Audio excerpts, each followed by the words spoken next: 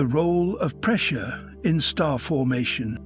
In the vast darkness between galaxies, where silence hangs heavier than time itself, lies the cradle of creation, the molecular cloud. These sprawling regions of cold hydrogen gas and interstellar dust, often stretching for hundreds of light years, are the birthplaces of stars. Though they appear calm from afar, inside them an invisible battle rages. At the heart of this cosmic conflict is pressure, a force that, while intangible, has sculpted the architecture of the universe. Pressure in star formation begins as a quiet whisper, almost imperceptible. Within a molecular cloud, random fluctuations and turbulence, triggered by galactic interactions or the shock waves from distant supernovae, cause certain regions to become denser than their surroundings. These dense pockets, known as prestellar cores, are fragile at first, delicately balanced between the inward pull of gravity and the outward push of thermal pressure, but gravity, relentless and patient, begins to tip the scale. As matter accumulates and compresses, gravitational pressure builds. It crushes the gas inward, reducing the volume and increasing the density. This rise in pressure leads to an increase in temperature. The molecules, once drifting freely, begin to collide with growing frequency and intensity at a critical threshold. Deep within the core, the pressure reaches a point where it overcomes all forms of resistance. This is known as the Jeans instability, a pivotal moment in astrophysics, named after British physicist James Jeans. It describes the tipping point where the internal pressure can no longer counteract gravity, and collapse becomes inevitable. During this collapse, gravitational potential energy is converted into thermal energy. The pressure and temperature skyrocket, particularly in the central region of the core. As the collapse accelerates, conservation of angular momentum causes the infalling gas to form a rotating disk around the growing protostar. This disk, rich in gas and dust, becomes a feeding ground for the infant star at the center. But it is still not yet a star. For a protostar to ignite into a true star, the pressure must rise to extraordinary levels. In the core, hydrogen atoms are forced so close together that quantum mechanics begins to dominate. Under such immense pressure, millions of times greater than the pressure at Earth's surface, hydrogen nuclei begin to fuse into helium. This fusion releases enormous amounts of energy, which radiates outward, generating radiation pressure. When this radiation pressure balances the inward gravitational force, hydrostatic equilibrium is achieved. It is in this moment that the star is born. The role of pressure does not end at ignition. It continues to govern the star's life, defining its size, brightness, and longevity. Massive stars have much higher core pressures and temperatures, causing them to burn through their nuclear fuel in mere millions of years. Smaller stars with lower internal pressure can burn for tens of billions of years. In all cases, pressure is the regulator, the constant force sculpting a star's structure and determining its fate. Beyond individual stars, pressure shapes stellar nurseries into clusters and associations. Feedback from new stars, stellar winds, ultraviolet radiation, and eventually supernovae, injects energy into the surrounding gas, increasing local pressure and triggering the next generation of star formation. This cyclical dance of compression and collapse weaves the luminous tapestry of our galaxy. Even dark matter, the enigmatic scaffolding of the universe, plays an indirect role in this pressure-driven process. By providing additional gravitational wells, dark matter influences the density structure of galaxies, enabling more efficient collapse of gas clouds into stars. Though it does not interact with normal matter via pressure in the conventional sense, its gravitational fingerprint deepens the potential wells in which pressure-driven star formation unfold. Ultimately, pressure is not merely a physical parameter in astrophysical equations. It is a storyteller. It records the hidden history of molecular clouds, reveals the secrets of nuclear fusion, and determines the life story of every star we see in the sky. Without pressure, there would be no starlight, no warmth, no planets, no life. It is the invisible breath that stirs the cosmic forge into flame. Temperature thresholds for nuclear fusion. As gravitational pressure sculpts the structure of a newborn star, compressing matter with relentless intensity, another silent force begins to awaken. Temperature in the depths of the collapsing core, where atoms are pressed into a shrinking volume, collisions grow more violent. Molecules can no longer remain intact, and atoms are stripped of their electrons, forming a dense plasma of bare nuclei and free-roaming electrons. This seething state is no longer just matter. It is a crucible, and within this crucible, temperature becomes the gatekeeper of transformation. Temperature, in the astrophysical sense, is not simply a measure of heat. It is the measure of kinetic energy, the chaotic motion of particles. In the high-pressure environment of a collapsing protostar, the kinetic energy of hydrogen nuclei must climb to extreme levels before fusion can even be considered. The reason lies in the nature of the atomic nucleus.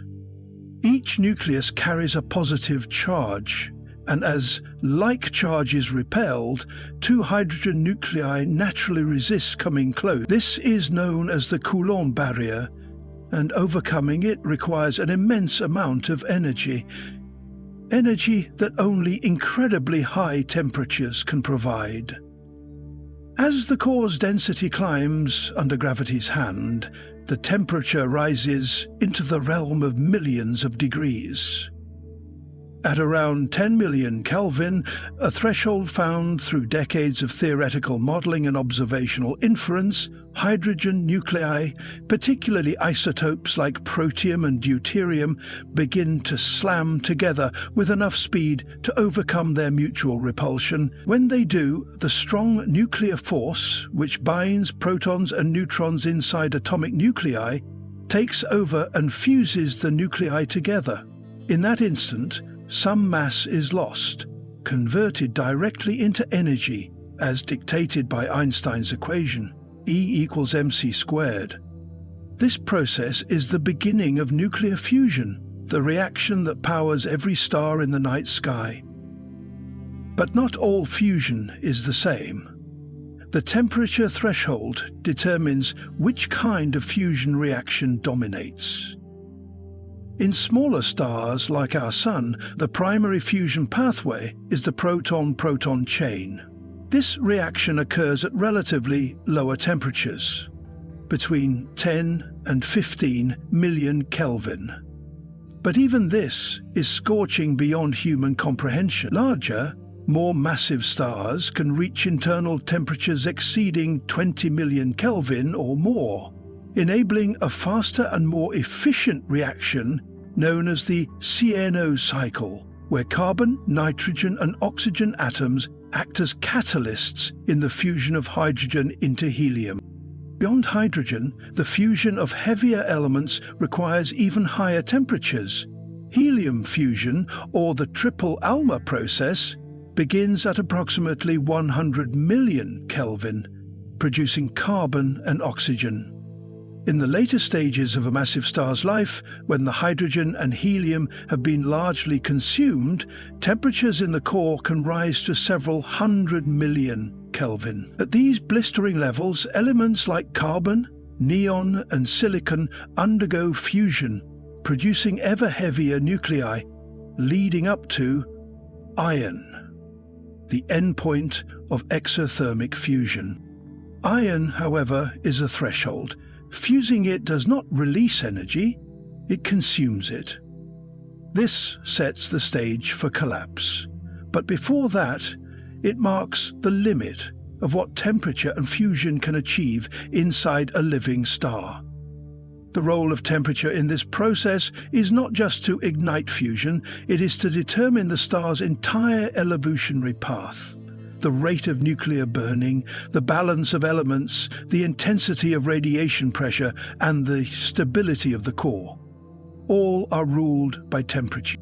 Understanding these thresholds has not come easily. It has required decades of observational astrophysics, particle accelerator experiments, and solar neutrino detection. In the mid-20th century, astrophysicists like Hans Bethe laid the theoretical groundwork for nuclear fusion in stars, predicting the energy yields and temperature requirements. These ideas were confirmed through solar models and later by the direct detection of neutrinos, ghostly particles emitted during fusion, giving us a glimpse into the sun's burning heart. The practical implications of these temperature thresholds stretch far beyond theory. On Earth, scientists have long attempted to replicate stellar fusion in controlled environments, striving to reach the same temperature benchmarks required in stars. Facilities like the Joint European Torus and ITER are attempting to sustain plasma at over 100 million Kelvin, hoping to achieve net energy gain through fusion. Yet the same challenges that stars overcome with gravity, achieving confinement and pressure, require advanced magnetic or inertial systems on Earth. The stars fuse effortlessly. Humanity must build machines the size of cities to come close.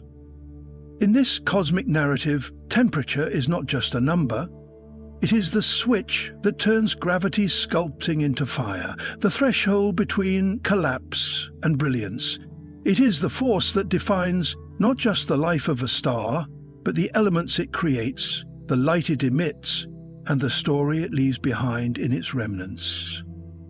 Once fusion begins, the core of a star becomes a raging furnace, balancing pressure and gravity in a delicate equilibrium. But eventually, this balance will fail, and the star's life will reach its final act, a violent end, triggered by a sudden collapse of pressure and a catastrophic surge in temperature. And it is in that climactic moment, when fusion halts and gravity takes over unchecked, that we enter the realm of supernovae, the next chapter in this elemental saga. Supernovae, pressure collapse, and thermal explosion. The life of a star is a prolonged war between two forces: gravity pulling inward and pressure pushing outward. For most of a star's life, nuclear fusion within its core supplies the energy to maintain equilibrium. As hydrogen fuses into helium, the energy released produces outward pressure that counters the star's own gravity, allowing it to shine steadily for millions or even billions of years. But this balance is temporary. Eventually, the nuclear fuel begins to run out. When it does, the internal pressure that once resisted collapse fades and gravity reclaims its ancient dominion. What follows is one of the most violent events in the universe: a supernova. The journey toward a supernova begins in the hearts of massive stars, many times heavier than the Sun. These stellar giants burn through their nuclear fuel at a furious pace. After exhausting their hydrogen, they begin fusing helium into carbon, then carbon into oxygen, and so on, building an onion-like structure of concentric layers, each fusing heavier elements. At each stage, higher temperatures and pressures are required to sustain fusion. This progression culminates in the fusion of silicon into iron in the core. Current, however, marks a dead end. Unlike lighter elements, the fusion of iron does not release energy, it absorbs it.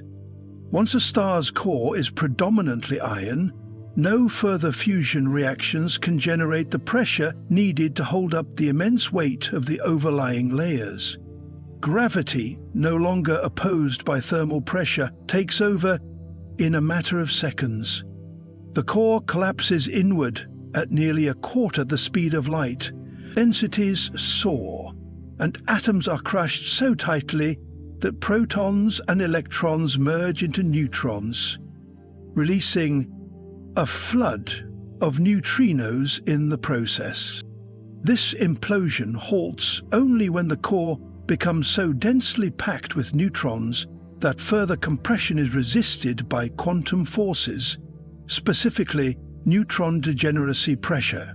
But by then, the outer layers of the star, still hurtling inward due to the collapse, slam into the incompressible neutron-rich core. This violent collision triggers a shockwave, sending an explosive burst of energy outward. The result is a supernova, a cataclysmic explosion that releases more energy in a few seconds than the Sun will emit in its entire lifetime. The outer layers of the star are blasted into space at speeds of thousands of miles per second, enriching the cosmos with heavy elements forged during the explosion. Gold, platinum, uranium, all these rare elements owe their existence to the high-energy crucible of a supernova. What was once a quiet, fusion-powered star becomes a radiant, expanding nebula, visible across entire galaxies. Supernovae come in different types, depending on their origin. The collapse of a massive star leads to what is called a Type II supernova, characterized by the presence of hydrogen in its spectrum. In contrast, some stars in binary systems undergo a different kind of explosion. Type A supernovae. In these scenarios, a white dwarf accretes matter from a companion star until it reaches a critical mass, triggering a runaway thermonuclear explosion that obliterates the star entirely. Despite their variety, all supernovae share a common essence: the catastrophic failure of pressure to contain gravity's inward pull. They are sudden deaths, but also cosmic births, giving rise to neutron stars, black holes, and the elemental diversity necessary for planets and life. Without supernovae, there would be no iron in human blood, no calcium in bones, no silicon in Earth's crust. They are not merely destructive, they are the engines of cosmic renewal. Supernovae also leave behind profound remnants. Expanding clouds of ionized gas and dust, such as the Crab Nebula, serve as glowing tombstones of once mighty stars. Their shockwaves propagate through interstellar space, compressing nearby molecular clouds and often triggering new waves of star formation. Thus, from destruction emerges creation, an endless cycle driven by the physics of collapse and explosion. Modern astronomy has learned to observe and study these events with increasing precision. High-energy observatories like Chandra and NuSTAR have captured the X-ray glow of supernova remnants, while radio telescopes map their magnetic fields. In recent years, astronomers have even detected the gravitational waves from the collapse of neutron stars, ripples in the fabric of space-time caused by these cosmic convulsions. The supernova stands as the ultimate testament to the power of pressure and temperature. It is what happens when fusion falters, when equilibrium is lost, and when the universe decides to reset the balance through an outburst of unimaginable energy. It is both a tomb and a womb, a place where one star ends and countless new possibilities begin. Yet not all explosive pressure systems are fueled by such dramatic endings. Some worlds, like the gas giants in our solar system, sustain massive internal pressures not through collapse, but through sheer mass and composition. Deep within their atmospheres, layers of pressure build silently, shaping strange, exotic interiors. And it is there, within the crushing depths of planets like Jupiter, that the story continues as we explore how pressure acts not in death, but in planetary life itself. Gas giants and their internal pressure systems. In the wake of stellar cataclysms like supernovae, matter scattered across interstellar space does not drift aimlessly. It gathers, coalesces, and reorganizes itself under the same ancient laws that govern stars.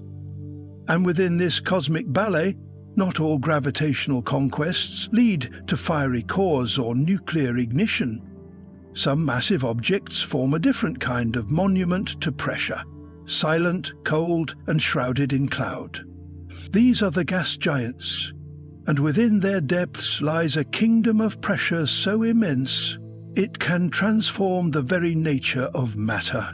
Gas giants like Jupiter and Saturn are not failed stars, though their massiveness and composition hint at shared origins.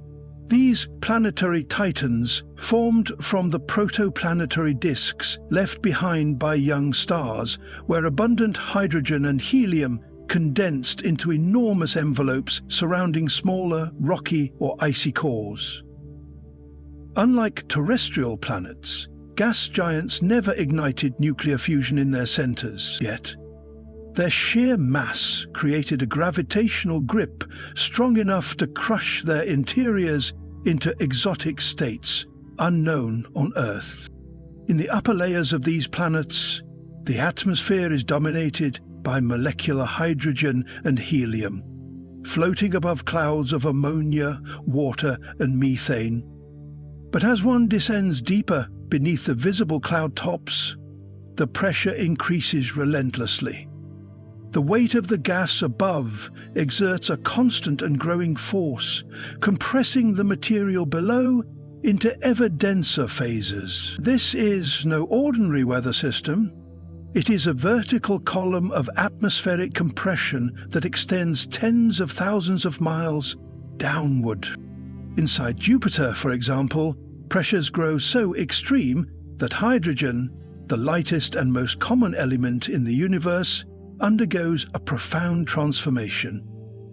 Under pressures reaching several million times that of Earth's surface, molecular hydrogen is squeezed so tightly that electrons are freed from their nuclei, turning the fluid into metallic hydrogen, a rare electrically conductive state predicted by quantum physics and only recently recreated in laboratory conditions. This exotic metallic form is thought to behave like a liquid metal and is believed to be responsible for Jupiter's incredibly powerful magnetic field, the strongest of any planet in the solar system. This transformation is not merely a curiosity, it is a window into the fundamental behavior of matter under crushing force. Metallic hydrogen is a super-dense conductor that may exhibit superconductivity and superfluidity at certain pressures and temperatures. In Jupiter, it may extend across a vast inner shell that encircles the dense core, driving internal currents and influencing the planet's magnetic dynamo. Saturn, slightly less massive than Jupiter, likely also harbors metallic hydrogen in its depths, though the pressures and temperatures may differ subtly, resulting in variations in magnetic field structure and atmospheric dynamics. The interplay between mass, composition, and internal pressure defines not only the interiors but the very character of these planets. Their bands, storms, auroras, and radiation belts all trace their origins back to pressure-driven processes deep within. These internal systems are not static. As the gas giants slowly cool over billions of years, the internal heat, a relic of their formation and continued gravitational contraction, seeps outward. This thermal flux helps sustain convection within the fluid layers, allowing the internal pressure systems to remain dynamic. In Jupiter and Saturn, this contributes to the continuous churning of atmospheric bands and the persistence of long-lived storms like Jupiter's Great Red Spot. Uranus and Neptune, the ice giants, offer a variation on this theme. Though less massive and composed of a higher proportion of heavier elements like water, ammonia and methane, their interiors are still governed by staggering pressures. Deeper inside these planets, it is believed that water may exist in a superionic state, an exotic phase where hydrogen ions move freely through a rigid lattice of oxygen atoms. Such forms of matter arise only under intense compression and temperature, highlighting once again how pressure acts as a sculptor of the extraordinary. This brings us to the alternate, expert, provocative, and alternate. Understanding these pressure systems is not only a matter of planetary science, it is a pursuit that touches on material physics, fluid dynamics, and magneto-hydrodynamics. Simulations and laboratory experiments on Earth attempt to recreate the high-pressure environments of gas giants to verify theories about their interior. These studies push the boundaries of human knowledge, challenging our understanding of states of matter and offering insights that extend into broader astrophysical questions. Gas giants are also time capsules, preserving the primordial materials of the early solar system. Their massive atmospheres retain signatures of the original nebula from which our system was born. The way pressure shapes their interiors and atmospheres reveals not only the mechanics of planetary formation, but also the diversity of worlds that may exist across the galaxy. Exoplanet surveys have revealed hundreds of Jupiter-like and even larger gas giants orbiting distant stars. Some heated to extremes, some flung into wild orbits, each one with internal pressures sculpted by its unique origin story. And in the most extreme among them, planets that orbit close to their stars, heated until their atmospheres expand and boil away, pressure plays a different role, fighting against radiation and gravity in a constant tug-of-war. These are the hot Jupiters, the next step in our exploration. In them, pressure not only shapes the internal dynamics but also influences entire atmospheric envelopes in ways unseen in our solar system. As we turn to these alien giants, we find that the power of pressure is not only buried deep within, but also expressed in the swirling, turbulent skies far above. You said high-pressure chemistry inside exoplanets. As we extend our gaze beyond the solar system, we enter a realm teeming with planetary diversity, a tapestry of worlds where the familiar laws of physics meet unfamiliar extremes. Among these distant orbs are exoplanets, planets orbiting stars beyond our Sun, many of which exist under conditions far more intense than anything within our own cosmic neighborhood. Within their vast and often massive interiors, pressure becomes not merely a physical parameter, but a transformative agent of chemistry itself. Here, in the dark, crushing depths of these alien worlds, molecules rearrange, elements fuse into unrecognizable compounds, and new phases of matter emerge, ushering us into the frontier of high-pressure chemistry. On Earth, chemistry unfolds under relatively gentle conditions. Molecular bonds form and break in predictable ways, governed by room temperature and atmospheric pressure. But as we move beneath the surface of a super-Earth, or into the cores of hot Jupiters, pressure can climb to levels unimaginable on our home planet, millions or even billions of times greater than what we experience on the surface. Under such crushing force, atoms are not merely pushed together, they are forced into entirely new configurations. Electrons are stripped from their shells, atomic radii shrink, and the very fabric of chemical identity is stretched to its limits. In these exotic environments, the traditional rules of valency and molecular stability are rewritten. For example, under extreme pressure, elements that are normally inert on Earth may become chemically active. Noble gases such as xenon, typically unreactive, can be forced into forming stable compounds with metals or oxygen.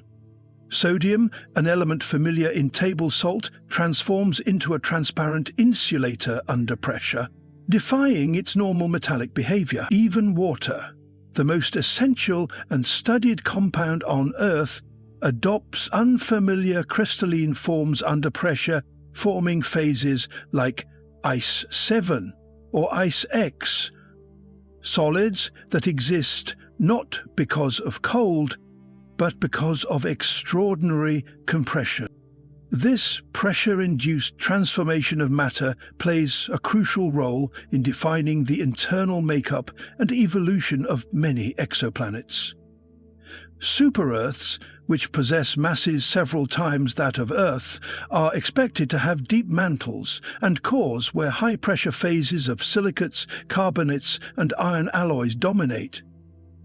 In these layers, common Earth minerals such as olivine or pyroxene morph into denser structures like perovskite or post-perovskite. These materials exhibit radically different physical properties, conducting heat, deforming, and even responding to magnetic fields in ways that influence the entire geological behavior of the planet. One of the most fascinating frontiers in high-pressure planetary chemistry is the behavior of carbon-rich worlds. In some exoplanets, especially those formed in regions of their protoplanetary disks with high carbon-to-oxygen ratios, carbon becomes the primary building block. Under massive pressure, carbon can organize itself not only into diamonds, the most stable form, but potentially into superdense polymers or even metallic carbon phases that may never exist naturally on Earth. Such diamond-rich planets may have internal structures layered with carbon allotropes, creating interior pressure profiles that differ wildly from silicate-based planets like our own.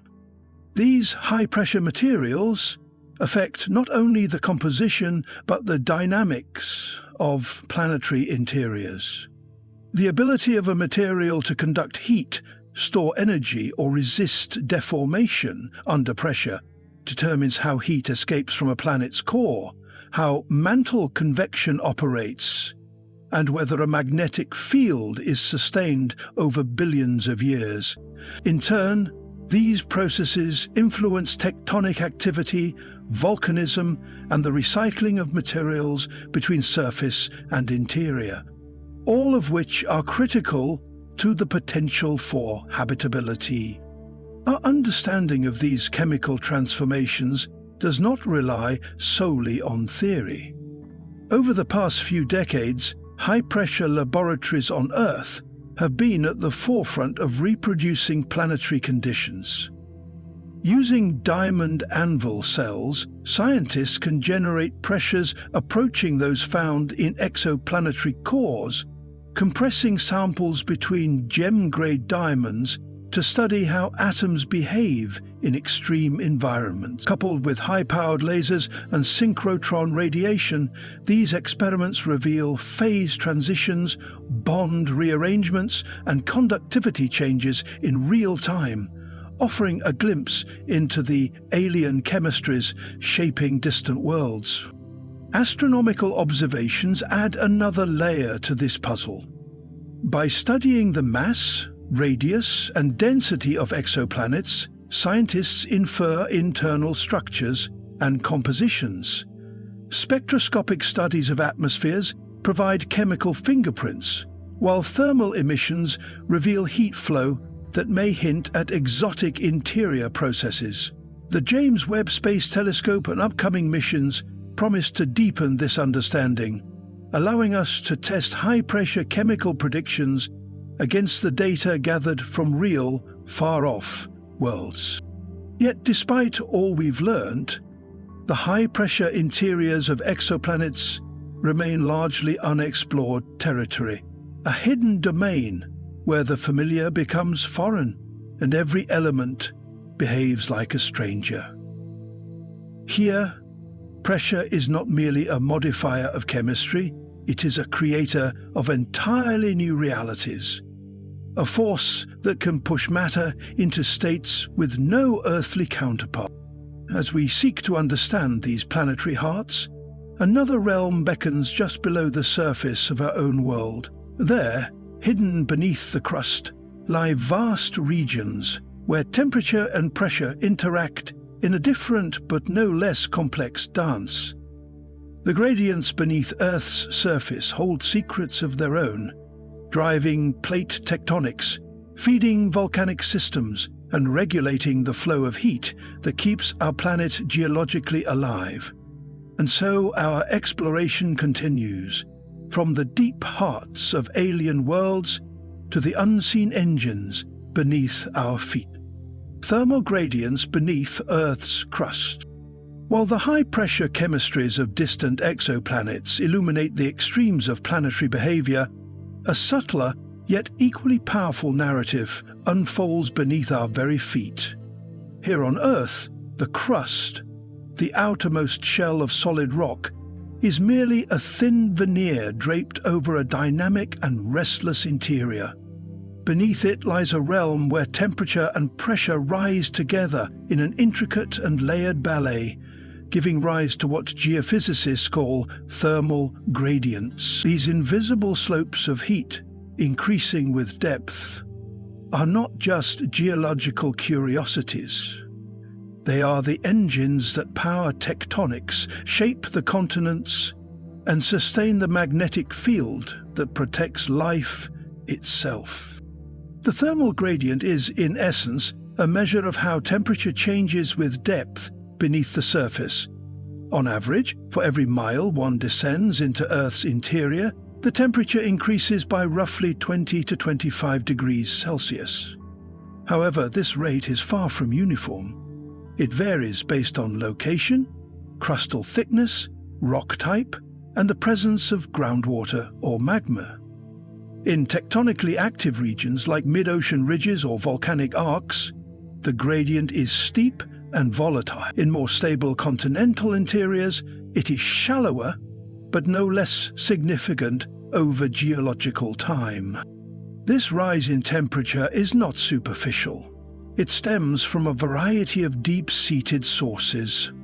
The first is residual heat from Earth's formation, an ancient warmth left over from the planet's violent birth in the early solar system. During Earth's accretion, planetesimals and protoplanets collided, releasing tremendous amounts of energy. That heat, though slowly dissipating, still lingers in the deep mantle. The second source is the decay of radioactive isotopes, primarily uranium, thorium, and potassium. As these elements break down, they release heat which seeps outward over millions of years. The third contributor is gravitational differentiation, the ongoing compression of Earth's interior due to its own weight, which continues to produce heat at depth. These combined sources create a stratified temperature profile stretching from the cool upper crust through the plastic mantle and into the molten outer core.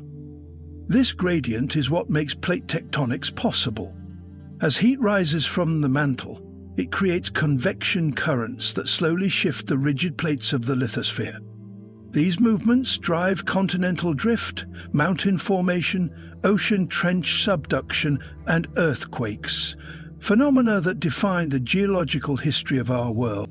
Yet the thermal gradient also governs more intimate and subtle features. In regions of high geothermal activity, such as Iceland or the Pacific Ring of Fire, the shallow gradient allows for hot springs, geysers, and volcanic eruptions. These are not just spectacles of nature. They are direct expressions of the internal heat gradient seeking equilibrium with the surface. In contrast, in continental shields like Canada or Siberia, where the crust is thick and ancient, the gradient is subdued and geothermal activity is minimal. One of the most profound implications of Earth's thermal gradients lies in its role in mantle convection. The mantle, though solid by conventional standards, behaves plastically over long timescales. As hot material rises and cooler material sinks, vast cells of convective motion circulate slowly beneath the lithosphere.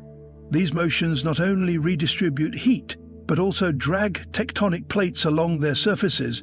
This movement is central to the theory of plate tectonics, developed in the mid-20th century and now foundational to geology.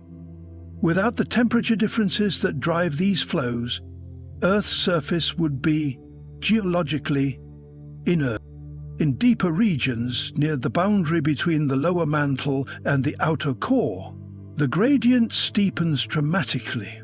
Temperatures reach thousands of degrees Celsius, creating a stark contrast between the silicate mantle and the molten iron-nickel core. This intense thermal gradient fuels the geodynamic, the process by which Earth's magnetic field is generated. As hot, electrically conductive fluid moves within the outer core, it sets up complex flows that generate magnetic lines of force encircling the planet.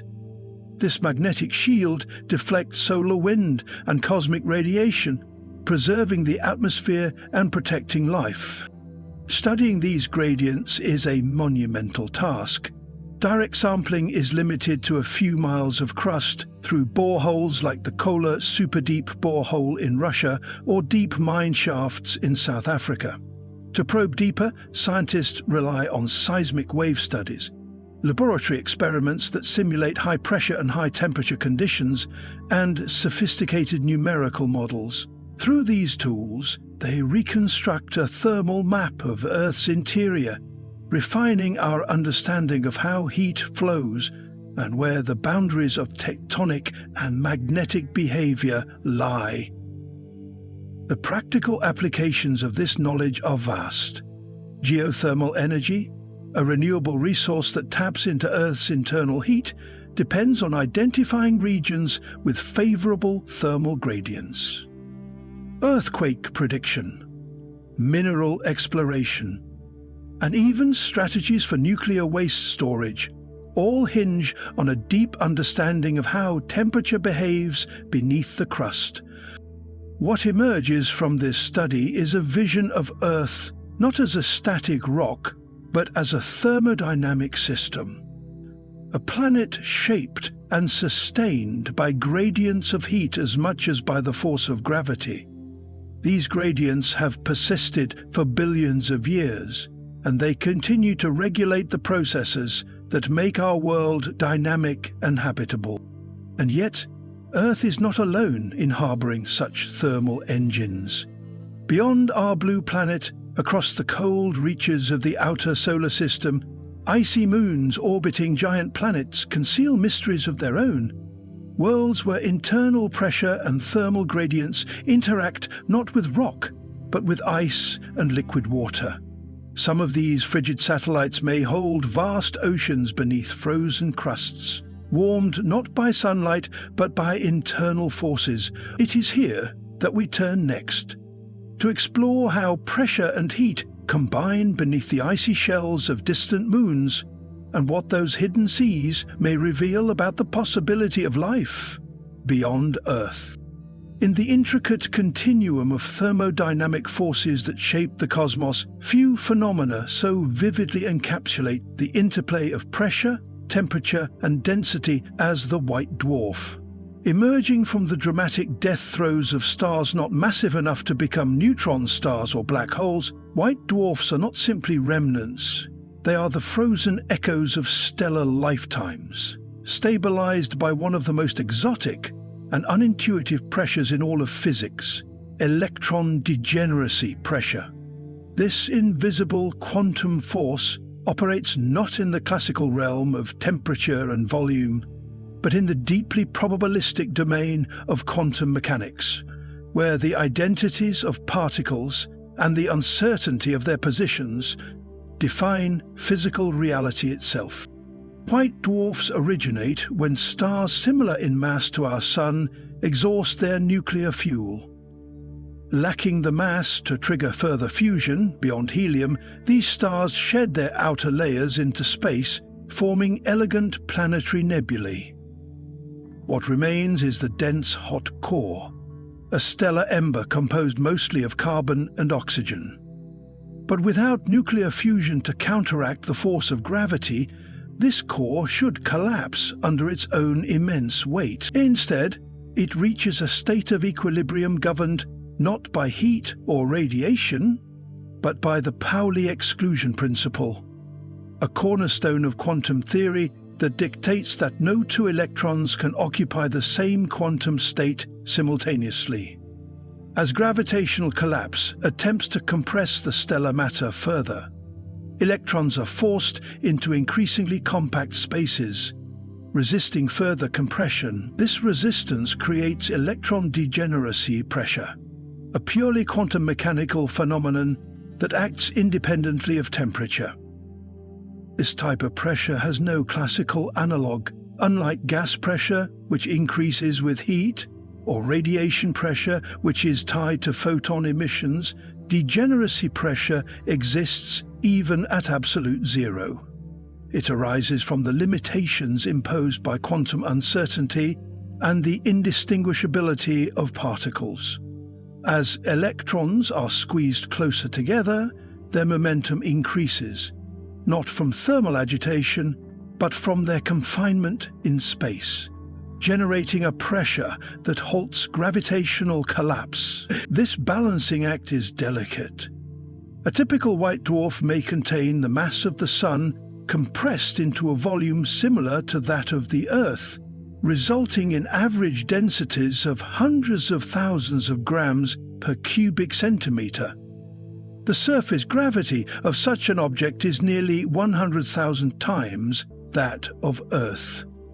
A mere teaspoon of white dwarf material would weigh several tons. The structural integrity of such an object is not upheld by heat or molecular bonds, but by the intrinsic quantum properties of electrons. However, this equilibrium has its limits. There exists a theoretical boundary known as the Chandrasekhar limit, named after the Indian-American astrophysicist Subrahmanyan Chandrasekhar, who first calculated it in the early 20th century. This limit, slightly above 1 1/3 times the mass of the Sun, represents the maximum mass a white dwarf can possess while still being supported by electron degeneracy pressure. Beyond this threshold, gravity overwhelms the quantum resistance of the electrons, and the white dwarf can collapse further, potentially becoming a neutron star or triggering a Type A supernova. These supernovae are not only violent ends for white dwarfs, but they also serve as standard candles, cosmic lighthouses, allowing astronomers to measure vast intergalactic distances and even trace the accelerated expansion of the universe. White dwarfs, though remnants, are not static relics. Over billions of years, they gradually cool and fade, radiating away their residual heat until they become cold. Dark black dwarfs. Yet, because the universe is not old enough for any white dwarf to have fully cooled into this state, black dwarfs remain hypothetical, ghosts of a far future still to come. Meanwhile, the observable white dwarfs, some of which are among the oldest objects in the Milky Way, offer critical insight into stellar life cycles, galactic evolution, and the behavior of matter under extreme conditions. As we explore white dwarfs more deeply, we begin to understand that degeneracy pressure is not unique to them. It reappears, though in different forms, in even more extreme stellar corpses. When white dwarfs exceed their mass limit and collapse, the electrons and protons may fuse into neutrons, leading to an even denser form of matter, governed by neutron degeneracy pressure. This naturally leads us to the next stage in this journey through cosmic pressure, the study of neutron stars and the almost inconceivable densities and gravitational forces that define them. The progression from white dwarfs, sustained by quantum degeneracy pressure, to neutron stars and black holes, reveals a universe where gravity persistently challenges the structural limits of matter. When gravity finally triumphs, creating an entity so dense that not even light can escape. It leaves behind not a tangible object, but a region defined by an invisible boundary, the event horizon.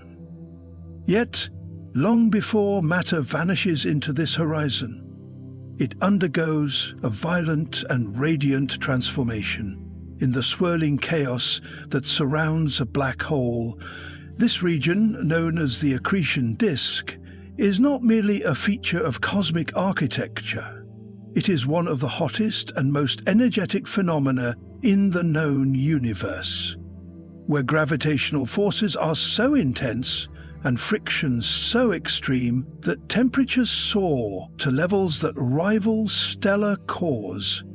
An accretion disk forms when matter spirals inward toward a black hole, drawn by its immense gravitational pull.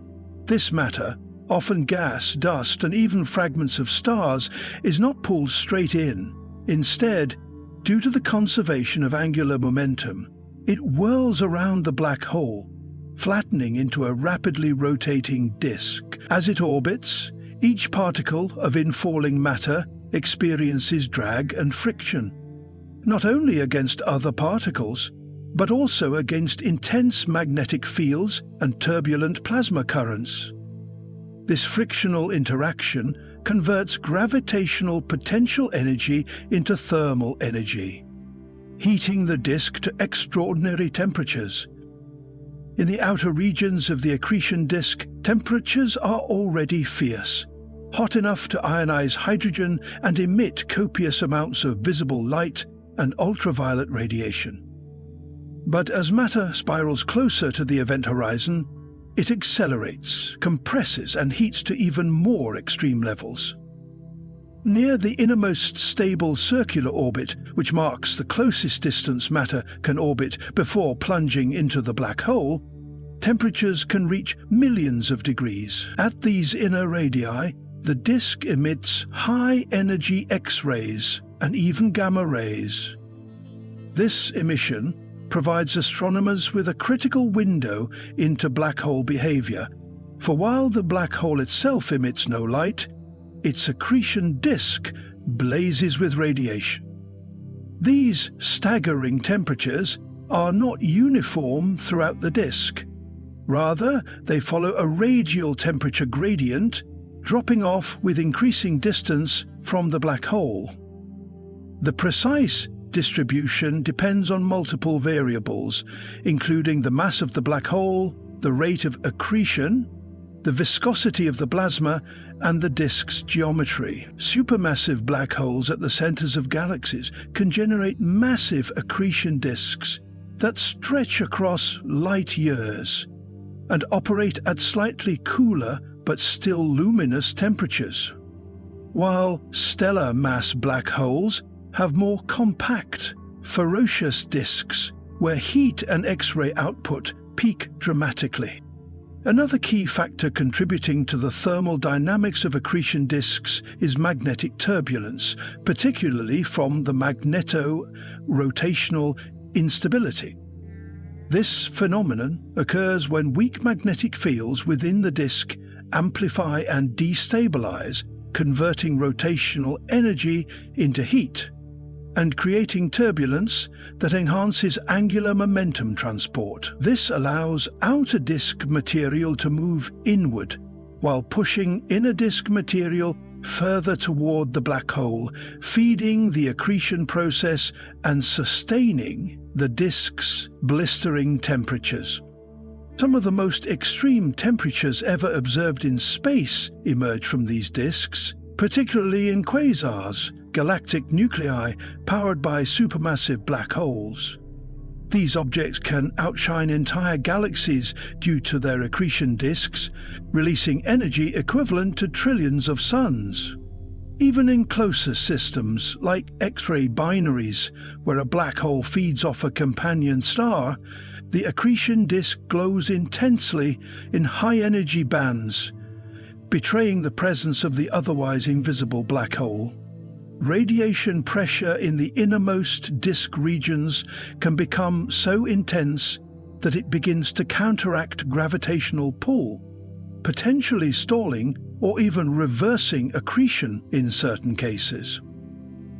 The delicate balance between radiation, gravity, and matter flow defines not only the thermal structure of the disk, but also its longevity and observational signature. In some systems, bursts of accretion cause transient outbursts, brief episodes of intense brightness, as large quantities of matter are consumed and heated, followed by periods of dormancy. Despite their violent energy output, accretion disks also serve as laboratories for testing fundamental physics, including the effects of general relativity in curved spacetime.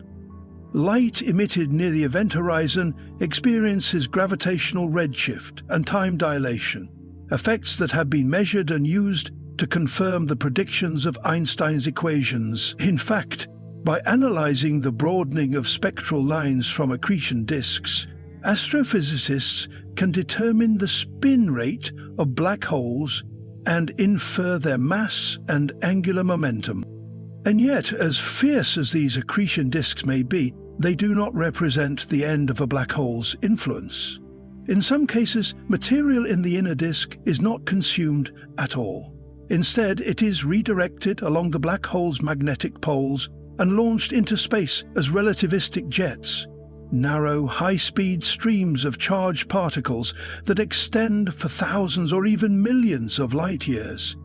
These jets, which radiate radio waves and X-rays, are among the most powerful features in the universe. Their origin lies in the very engine of the accretion disk, and their existence bridges the thermal dynamics of infalling matter with the explosive ejection of high-energy plasma into intergalactic space. Thus, the thermal extremes of accretion disks not only light up the surroundings of black holes, but also shape galactic evolution, power cosmic feedback mechanisms, and give rise to structures that influence matter on interstellar and even intergalactic scales. Yet, for all the energy released, for all the intense radiation emitted, there remains the ultimate mystery of what happens within the black hole itself. As we move inward past the disk, into the event horizon and toward the singularity, we reach a realm where current physics fails, a place where space and time collapse, and the known laws of thermodynamics, gravity, and quantum theory break down. This leads us into one of the most puzzling and contested arenas in modern science: the paradox of black hole entropy and the deeper meaning of information loss. Pressure effects on atmospheres of hot Jupiters. In the harsh furnace of proximity to their parent stars, the gas giants known as hot Jupiters exist in a realm of extreme physics and volatile chemistry. These massive planets, often larger than Jupiter, yet orbiting far closer to their stars than Mercury does to our Sun, represent one of the most dramatic examples of atmospheric transformation driven by pressure, heat, and radiation. Their atmospheric profiles offer a window into the interplay of gravitational compression, stellar radiation, and hydrodynamic forces that alter not only the chemical makeup of the atmosphere, but also its structure, density, and motion. The term hot Jupiter was coined following the unexpected discovery of the exoplanet 51 Pegasi b in the mid-1990s. This planet, with a mass similar to that of Jupiter, but orbiting its star in a matter of days, stunned astronomers and forced a reconsideration of planetary formation models. Unlike Jupiter, which lies deep within the solar system's colder outer reaches, hot Jupiters are forged or migrated to orbits that bring them so close to their stars that their atmospheres experience pressures and temperatures unlike anything in the solar system. At the core of their atmospheric dynamics is pressure, a variable dictated by both the planet's own gravity and the immense heating it undergoes due to stellar proximity. These planets are subject to constant irradiation, with the day side receiving thousands of times more solar energy than Jupiter does. The result is intense heating of the upper atmospheric layers, creating powerful thermal gradients that drive turbulent winds at thousands of miles per hour and lead to the expansion and inflation of the atmosphere itself. This expansion does not occur unchallenged. The planet's gravity seeks to compress and retain the outer gases, establishing a delicate and dynamic balance between thermal expansion and gravitational confinement. This tension gives rise to pressure structures that vary dramatically with altitude, latitude, and time of day. On the scorching day side, temperatures can soar above 3,000 degrees Fahrenheit, pushing the atmosphere outward, thinning its density and allowing it to interact directly with stellar radiation. On the cooler night side, pressure-driven downflows pull atmospheric gases inward, causing turbulent mixing and the redistribution of thermal energy. Such pressure-induced circulation plays a critical role in shaping the chemical profile of hot Jupiter atmospheres. High-energy photons from the host star ionize and dissociate molecules in the upper layers, creating a photochemical haze that absorbs and scatters light. At the same time, high pressures deeper within the atmosphere encourage recombination and the formation of complex molecules, including exotic metallic compounds and high-temperature clouds made of silicates or even iron. The extreme pressure gradients also influence cloud formation and vertical layering. Unlike Earth, where clouds are formed from water vapor condensing under mild pressure differences, hot Jupiters can form clouds composed of vaporized rock and metal that condense under conditions of intense compression. These clouds are not mere weather phenomena, they are key indicators of atmospheric evolution and energy transport, and they play a decisive role in the planet's albedo and thermal emission. In some cases, the pressure and heat become so overwhelming that the outer atmosphere escapes entirely. This phenomenon, known as atmospheric blow-off or hydrodynamic escape, is driven by the immense energy deposited by the star and facilitated by the relatively low gravitational binding at the planet's inflated outer layers. Ultraviolet radiation ionizes hydrogen atoms, heating the gas and creating an expanding envelope that can extend tens of thousands of miles into space. As the atmosphere expands beyond the Roche lobe, the region within which the planet's gravity dominates, it spills into interplanetary space, forming comet-like tails of gas detectable by ultraviolet and infrared telescopes. This escape process is not uniform. It is governed by a complex interaction between thermal pressure, radiation pressure, and the planet's magnetic field, if present. Some hot Jupiters may develop protective magnetospheres that channel and redirect escaping particles, while others are stripped more freely, losing mass at rates that can gradually erode the atmosphere over geological timescales. The degree of pressure confinement in the lower atmosphere thus becomes a key determinant of atmospheric longevity. Understanding the pressure-driven dynamics of hot Jupiter atmospheres has profound implications for the broader field of exoplanetary science. These planets serve as natural laboratories for studying atmospheric physics under extreme conditions, insights that can be extended to a wide variety of exoplanets, including smaller terrestrial worlds. Moreover, the pressure profiles inferred from transmission spectrum obtained as these planets pass in front of their stars reveal crucial information about atmospheric composition, cloud structure, and thermal gradients. As pressure sculpts the towering, windswept, and often unstable atmospheres of hot Jupiters, it connects to a wider narrative about the role of force and environment in planetary identity. These atmospheres are not static shells. They are living, evolving systems, shaped by deep interior physics and external radiation alike. And this brings us to another layer of complexity, one that pushes beyond the atmospheric shell and into the deeper internal regions of these gas giants and other worlds. What happens when pressures grow so immense that ordinary chemistry gives way to the unexpected? As we transition now from the external to the internal, we begin to explore an even more enigmatic frontier, the strange and extreme physics at play in high-pressure ice giants and planetary cores.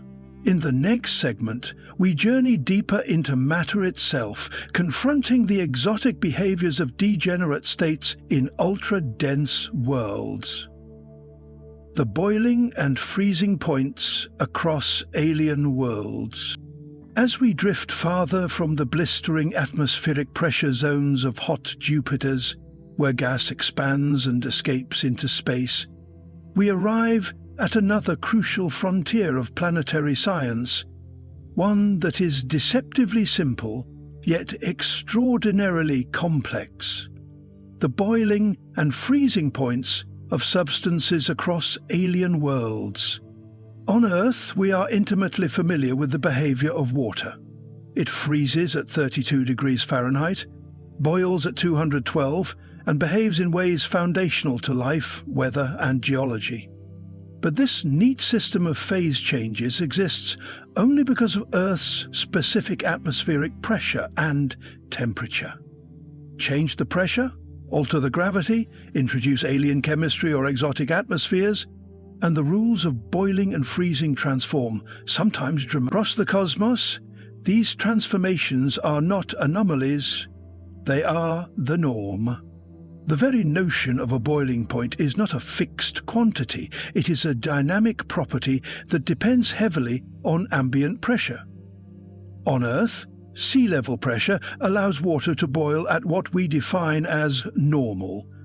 Climb a mountain, and the pressure drops, bringing the boiling point down with it. Travel to space, where the vacuum reigns, and water doesn't boil. It sublimates, passing instantly from solid to vapor. This fluid relationship between pressure and boiling is central to understanding the behavior of matter on other planets and moons. Take, for example, the icy surface of Europa, one of Jupiter's moons. There, water is not liquid, but rock-hard ice, hardened not merely by low temperature, but by a nearly non-existent atmospheric pressure. Any surface water exposed to the Jovian vacuum would boil and evaporate almost instantly, even though the surface temperature is frigid. The boiling point here is so low that it is essentially unattainable, meaning water cannot exist in liquid form without being trapped under ice or pressurized below the surface. This makes Europa's potential subsurface oceans all the more fascinating, as they exist in hidden chambers where internal pressure and heat allow water to stay liquid, defying the expectations set by the moon's icy crust. Contrast this with Titan, Saturn's mysterious moon, cloaked in a thick, nitrogen-rich atmosphere. Here, the pressure at the surface is higher than Earth's, and the temperatures hover hundreds of degrees below freezing. In this alien environment, methane and ethane take on the roles that water plays on Earth. They rain from orange clouds, carve river channels, and fill lakes. The freezing and boiling points of these hydrocarbons are such that they can remain liquid in Titan's surface conditions, creating a cycle similar to Earth's hydrological system, but based on entirely different substances.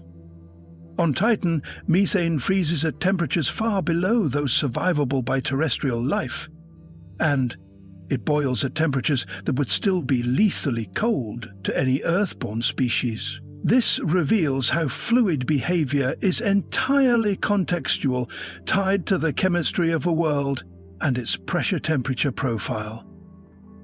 Then there is Venus, Earth's planetary twin in terms of size, but radically divergent in climate, with surface pressures more than 90 times that of Earth and temperatures high enough to melt lead.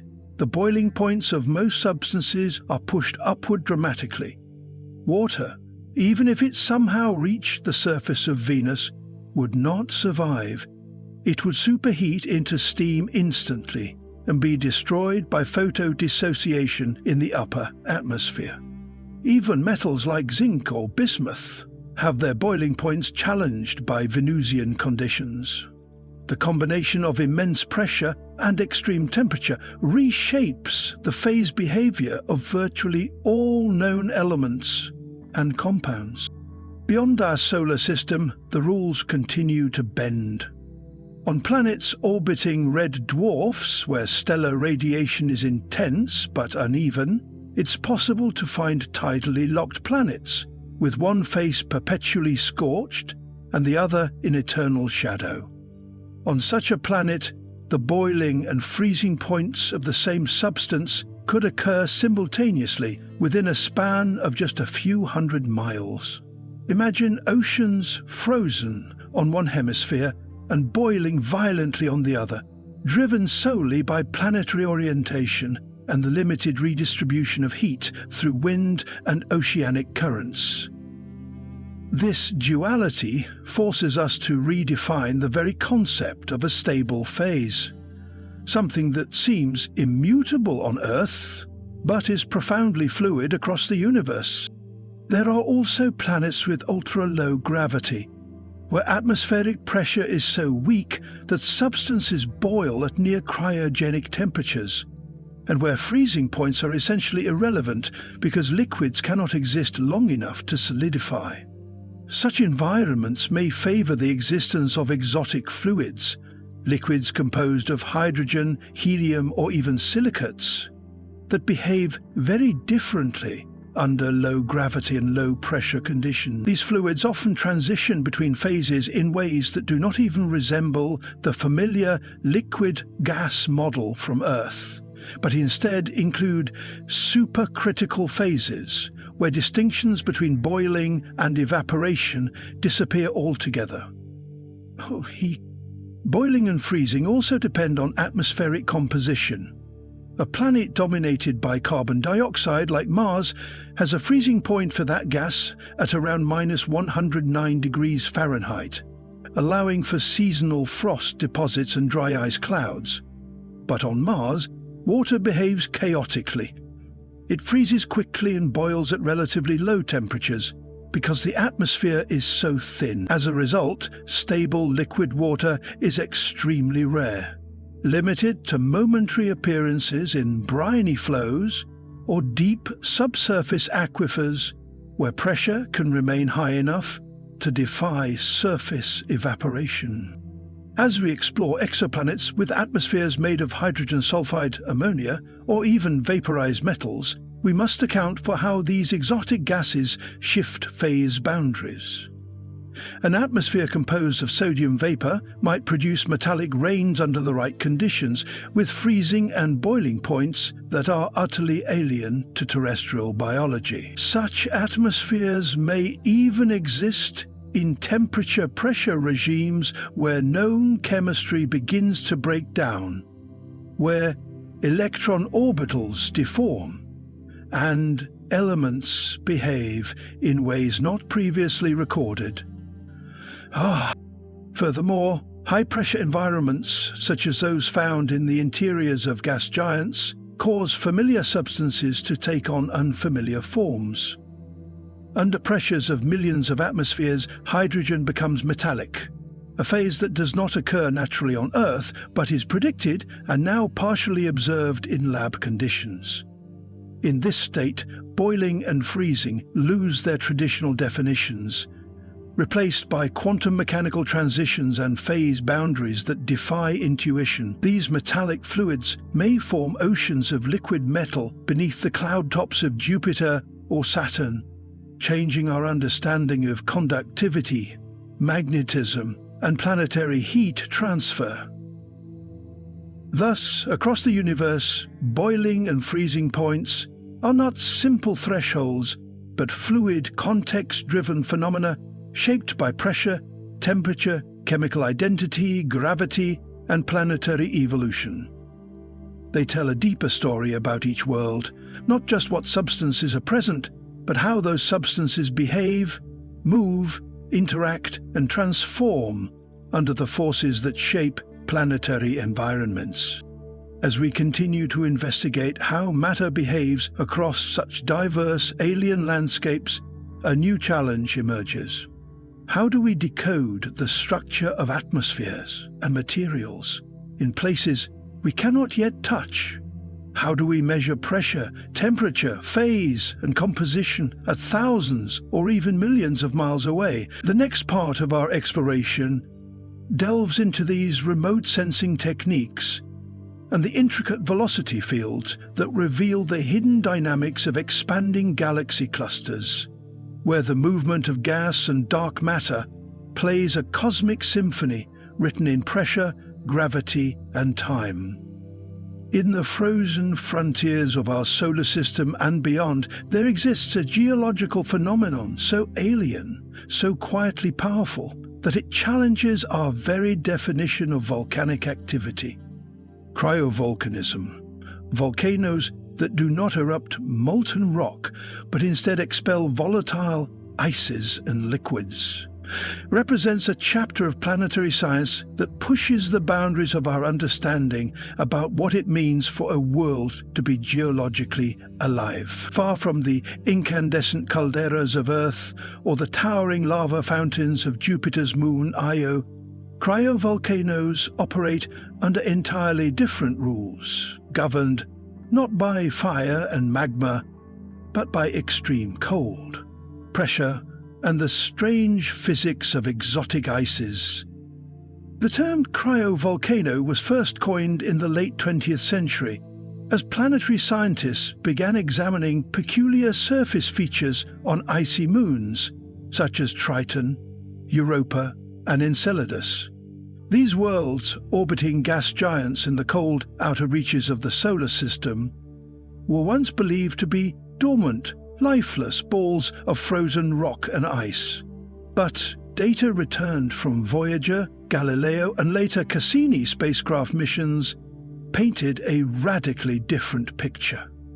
One of tectonic cracking, resurfacing, and, most startlingly, eruptions of water, ammonia, and methane, in solid, liquid, or vapor form.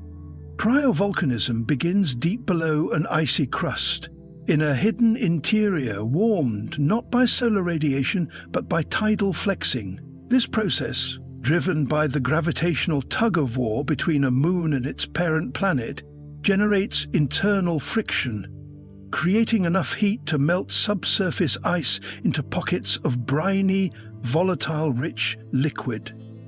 Over time, pressure builds within these chambers, eventually forcing the liquid upward through fractures in the crust. The result is an eruption, not of lava, but of cryomagma, which may consist of water mixed with other substances, like ammonia or methanol, that remain fluid at extremely low temperatures. Upon reaching the surface, this frigid slurry rapidly freezes, depositing smooth, icy plains, dome-like features, or ridged terrain. On Neptune's moon Triton, dark plumes rise from circular pits, thought to be geyser-like cryovolcanic vents. These eruptions are believed to be driven by seasonal heating from the distant sun, which warms a thin layer of frozen nitrogen beneath a translucent ice shell, triggering an explosive phase transition from solid to gas. The nitrogen bursts out, carrying dust particles that leave dark streaks across the surface. These observations suggest that, even with surface temperatures hovering near absolute zero, some level of active geology persists. Saturn's moon, Enceladus, offers perhaps the most compelling modern evidence of cryovolcanism. In 2005, NASA's Cassini spacecraft discovered towering jets of water vapor and ice particles spewing from fractures near the moon's south pole. These tiger stripes, as they're called, act like cryovolcanic geysers replenishing Saturn's earring and hinting at a vast subsurface ocean beneath Enceladus' icy crust. Spectral analysis of the plumes has revealed the presence of salts, silicates, and organic compounds, components that raise tantalizing possibilities for microbial life. The heat needed to maintain this activity likely comes from tidal interactions with Saturn, offering a powerful demonstration of how energy from orbital dynamics can drive internal heat on small icy worlds. Europa, one of Jupiter's largest moons, shows signs of a similar under-ice ocean, with surface ridges and chaos terrain suggesting that cryovolcanic processes have played a major role in reshaping the moon's landscape. Radar and magnetometer data support the theory that warm, briny water sometimes rises toward the surface, freezing into new terrain or potentially venting into space. While no active eruptions have been directly observed, future missions, such as NASA's Europa Clipper, aim to confirm whether cryovolcanism continues today, and, if so, what it reveals about the moon's interior and potential habitability. Beyond our solar system, the concept of cryovolcanism grows even more exotic. Exoplanets and exomoons orbiting cold, distant stars may host conditions ripe for icy volcanism on an even grander scale. For instance, a massive icy super-Earth with high internal pressures could harbor a thick mantle of exotic high-pressure ices like Ice X7 or Ice XX, with internal heat driving upward flows of water and volatiles. On such worlds, the cryomagma might consist of compounds alien to our planet, like liquid nitrogen or ethane, and erupt in bizarre forms dictated by extreme gravity and cold. Importantly, the study of cryovolcanism extends far beyond geological curiosity. These icy eruptions provide windows into planetary interiors that are otherwise inaccessible. By analyzing plume compositions and surface deposits, scientists can infer chemical processes occurring beneath the crust and assess the thermal evolution of these worlds. Cryovolcanoes may even serve as conduits for biological materials, transporting nutrients and possible microbes from subsurface oceans to the surface, or into space, where future landers and flybys might collect and analyze them.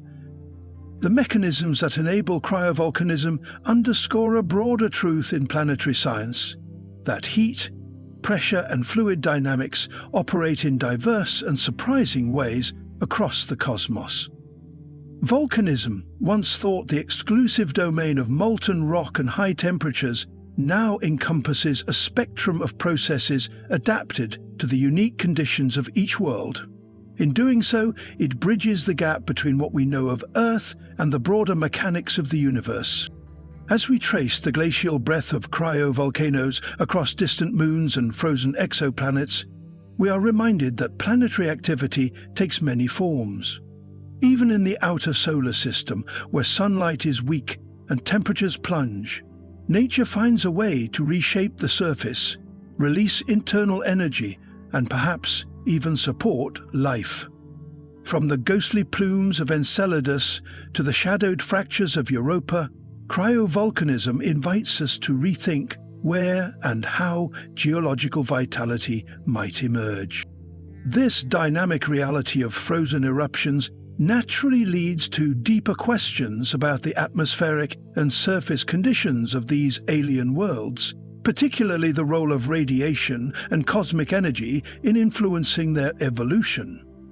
To understand this interplay, we now turn to the next chapter in our cosmic journey, examining how intergalactic radiation permeates the universe and influences matter, energy, and planetary environments far beyond the warmth of any sun. Pressure-induced metallic hydrogen in Jupiter. Deep within Jupiter's immense atmosphere, beyond the turbulent storms, colorful belts, and fierce winds, lies a region of unimaginable pressure and exotic physics, a place where hydrogen, the simplest and most abundant element in the universe, is believed to transform into something extraordinary: a metallic state. This transformation, known as pressure-induced metallic hydrogen, stands as one of the most exotic and consequential processes in planetary science. It bridges chemistry and quantum physics, theory and experimentation, and carries profound implications for not just Jupiter's structure and magnetic field, but also for our understanding of high-pressure physics and even the early universe. To understand this phenomenon, we must begin by tracing the behavior of hydrogen under normal conditions. On Earth, hydrogen is a colorless, odorless gas made up of diatomic molecules. It is the lightest of all elements and the most abundant in the cosmos. But the hydrogen found in the dense core regions of Jupiter exists under pressures and temperatures that defy everyday experience. These are environments where atoms are compressed to such extremes that electrons are torn from their parent nuclei, creating a sea of charged particles, a metallic fluid capable of conducting electricity. This concept was first theorized in the early 20th century, not in the context of planets, but as a problem in high-pressure physics. Scientists such as Eugene Wigner and Hillard Bell Huntington proposed that hydrogen, if squeezed tightly enough, would abandon its molecular identity and behave like an alkali metal. This prediction remained theoretical for decades because reproducing the necessary pressures in a laboratory proved immensely difficult. It wasn't until advancements in diamond anvil cell technology, devices capable of generating pressures comparable to those inside gas giants, that researchers began to glimpse hydrogen's transformation. Even now, the creation and conformation of metallic hydrogen on Earth remain among the most controversial and elusive pursuits in experimental physics. Jupiter provides a natural crucible for this transformation. As a gas giant with a mass over 300 times that of Earth, Jupiter's interior pressure increases rapidly with depth. Beneath the cloud layers, the hydrogen becomes increasingly compressed and heated. At depths beyond several thousand kilometers, molecular hydrogen is predicted to dissociate into atomic hydrogen. Then, under pressures exceeding several million times Earth's atmospheric pressure, this atomic hydrogen is thought to undergo a phase transition into a metallic state. Unlike a solid metal, the metallic hydrogen in Jupiter is believed to exist as a dense liquid. Its free-moving electrons make it an excellent conductor of electricity. This property is essential to understanding one of Jupiter's most distinctive features: its powerful magnetic field. Jupiter's magnetic field is by far the strongest of any planet in the solar system, extending millions of miles into space and forming a massive magnetosphere This field is generated by a dynamo effect, similar to Earth's, but driven not by a core of molten iron, but by the swirling flows of metallic hydrogen deep within Jupiter's interior. The behavior of metallic hydrogen also influences Jupiter's internal heat. Despite being 5 times farther from the Sun than Earth, Jupiter radiates more energy than it receives. This excess heat is believed to come from the planet's slow gravitational contraction, a process called Kelvin-Helmholtz heating, and from energy released during the transition of hydrogen into its metallic phase. As hydrogen is compressed and rearranged, latent heat is released, contributing to the thermal budget of the planet. Moreover, the extent and depth of Jupiter's metallic hydrogen layer shape its internal dynamics and structure. Data from missions like Juno, which orbits Jupiter in a polar trajectory, have helped scientists model the gravitational field of the planet with unprecedented precision. These measurements suggest that the metallic hydrogen zone may extend over half the planet's radius, influencing not just magnetic activity, but also the zonal wind patterns observed at the surface. The implications of metallic hydrogen extend beyond Jupiter. Saturn, with its own deep hydrogen envelope, is also expected to harbour a metallic hydrogen layer, though likely thinner due to its smaller mass. The presence or absence of metallic hydrogen in exoplanets, especially those classified as hot Jupiters orbiting other stars, could determine whether they exhibit magnetic shielding, intense radiation belts, or auroras. Furthermore, understanding this exotic phase helps astrophysicists reconstruct the formation histories of gas giants, the processes at play in young planetary systems, and the early conditions of the solar nebula. Interestingly, if metallic hydrogen could ever be stabilized at surface pressures, a possibility still speculative, it might possess extraordinary properties, such as room temperature superconductivity. This has driven interest not only from planetary scientists, but also from material scientists and energy researchers.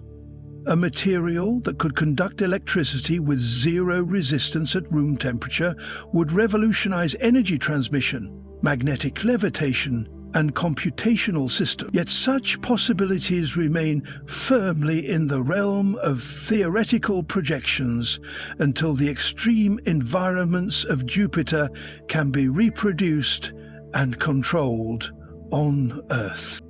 The mystery of metallic hydrogen is thus a reminder of how the cosmos operates not just on immense spatial scales, but also on atomic ones. Deep inside a distant gas giant, the behavior of a single element, hydrogen, under the weight of planetary mass, reshapes our understanding of magnetism, heat, structure, and matter itself.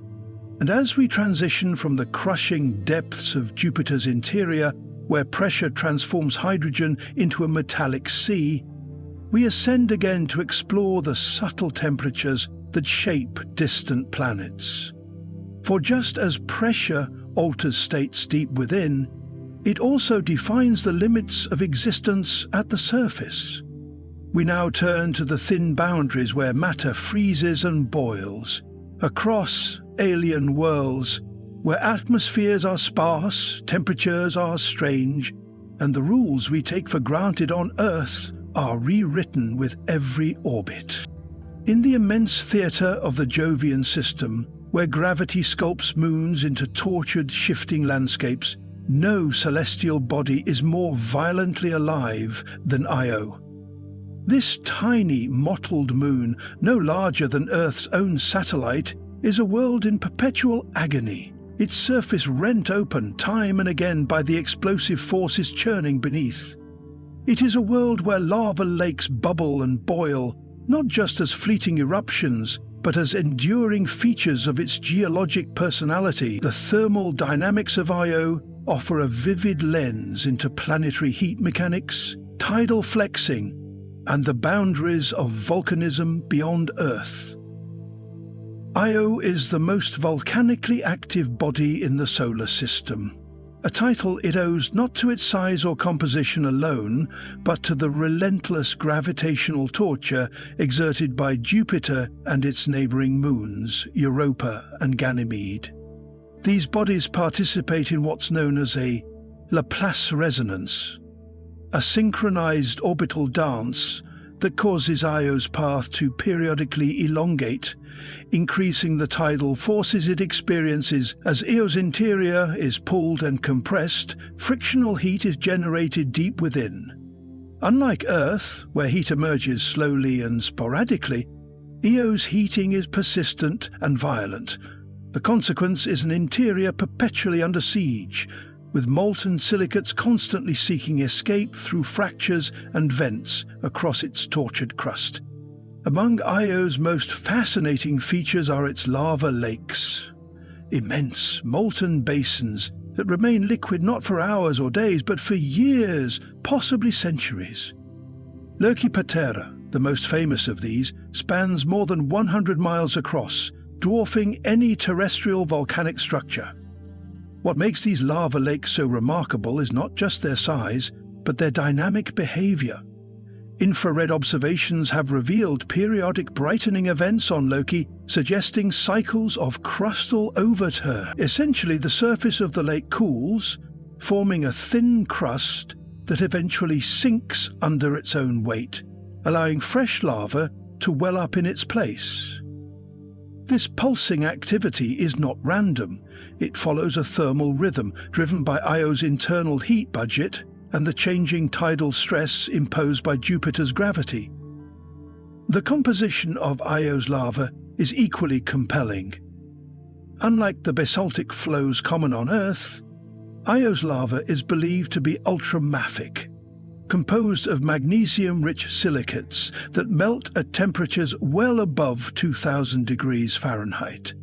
These high temperatures make Io's eruptions more energetic and its lava more fluid. Plumes from some volcanic centers rise hundreds of miles into space, visible even from telescopes on Earth. These outbursts not only paint Io's surface with sulfur and silicate frost, but also feed Jupiter's vast magnetosphere with ionized particles, linking the Moon's fiery geology to the broader electromagnetic environment of the Jovian system. Io's thermal emissions have been a topic of intense scrutiny since the Voyager missions first unveiled its eruptive face in the late 20th century. Subsequent flybys by Galileo and New Horizons deepened our understanding, showing that Io's volcanic heat is not evenly distributed. Some regions radiate far more energy than others, indicating localized heat sources beneath the surface, possibly magma chambers or conduits aligned with fault zones.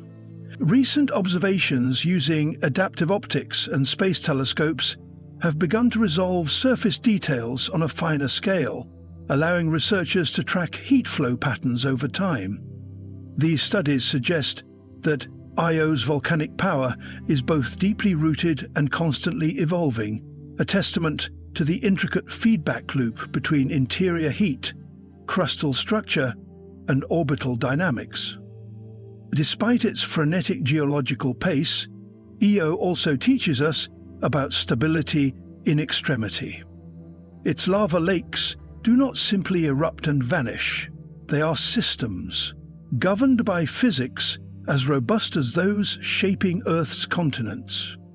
The thermal dynamics involved include convective overturn, radiative cooling, and phase transitions of silicate materials. These processes unfold in an environment where atmospheric pressure is negligible, meaning boiling and solidification occur under vastly different rules than on Earth. Lava here may degas differently, spread more thinly, and cool in bizarre patterns dictated by vacuum exposure and rapid sublimation of surface compounds. Moreover, Leo's intense volcanism gives rise to a tenuous atmosphere primarily composed of sulfur dioxide, which condenses onto the surface during its long eclipse periods when the Moon slips into Jupiter's shadow. As sunlight returns, this frozen gas resublimates, creating brief cycles of atmospheric rebirth. These changes in surface pressure feed back into the thermal dynamics, influencing heat loss, eruption vigor, and lava lake behavior. The entire system is a masterclass in extreme planetary physics, where geology, thermodynamics, orbital mechanics, and chemistry collide in relentless chaos. Beyond the spectacle, Io serves as a laboratory for understanding volcanic processes across the cosmos. Its lava lakes are analogues for those potentially hiding beneath the ice of Europa or simmering on the scorched surface of exoplanets orbiting red dwarfs. Its tidal heating mechanism offers a template for thermal evolution in compact planetary systems where gravitational interactions dominate internal energy budgets, and its constant flux reminds us that not all worlds grow cold with age. Some, like Io, remain youthfully destructive, defying the cosmic norm of entropy. As we continue to explore this molten moon, future missions may one day deploy orbiters or landers capable of observing Io's lava lakes in real time, measuring their heat flux, seismic activity, and composition with unmatched precision. In doing so, we may not only decode the furious heart of this tiny world, but also extend our understanding of where heat and life might coexist across the universe. The fires of Io, while alien, burn with principles that are universal, reminding us that even in the farthest reaches of the solar system, the dance of pressure, temperature, and time is eternal. And as we descend from the glowing infernos of Io to the frigid shadows of the outer solar system, we now turn our attention to a darker and far more mysterious landscape where the remnants of massive stellar explosions cast silent echoes through space. In the next chapter, we explore the ancient aftermath of supernovae, peeling back the layers of cosmic dust and radiation to uncover the legacy of stellar death and how it continues to shape the galaxies around us. Beneath the frozen crusts of the outer solar system's most enigmatic moons, a hidden world stirs. These are the icy moons: Europa, Enceladus, Ganymede, Titan, and unlike barren, crater-pocked surfaces of many celestial bodies, these frozen satellites may harbor something profoundly Earth-like: oceans. But not oceans warmed by sunlit skies or tidal breezes. These are dark, pressurized seas encased beneath miles of ice, locked away from starlight and powered by alien forces. The story of these subsurface oceans is one of unimaginable pressure, exotic chemistry, and the relentless influence of gravitational energy. At first glance, these moons appear desolate. Europa, the smallest of Jupiter's 4 Galilean moons, is a ball of cracked ice streaked with long reddish scars. Enceladus, orbiting Saturn, gleams with a brilliant white shell, constantly replenished by jets of icy vapor from its south pole. Ganymede, the largest moon in the solar system, even larger than Mercury, bears grooves and ridges hinting at inner movement. Titan, thick with an opaque orange haze, hides not only liquid methane lakes on its surface, but likely a water ocean far below. Despite their differences, these worlds share one trait. Their frozen exteriors are mere covers for deep, dark, and pressurized oceans beneath. But how do oceans exist so far from the sun in regions where surface temperatures hover hundreds of degrees below freezing? The answer lies in pressure and tidal heating.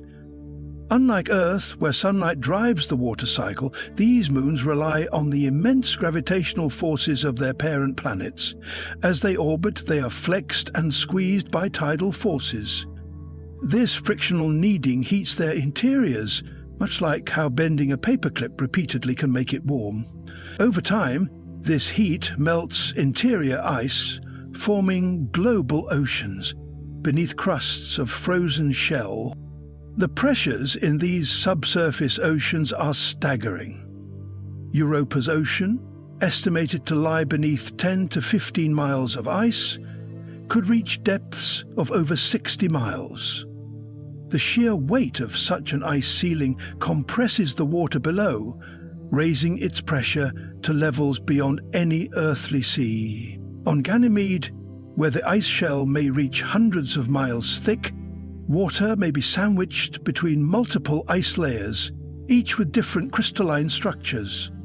Some exotic, such as Ice 6 or Ice 7, which only form under extreme pressure.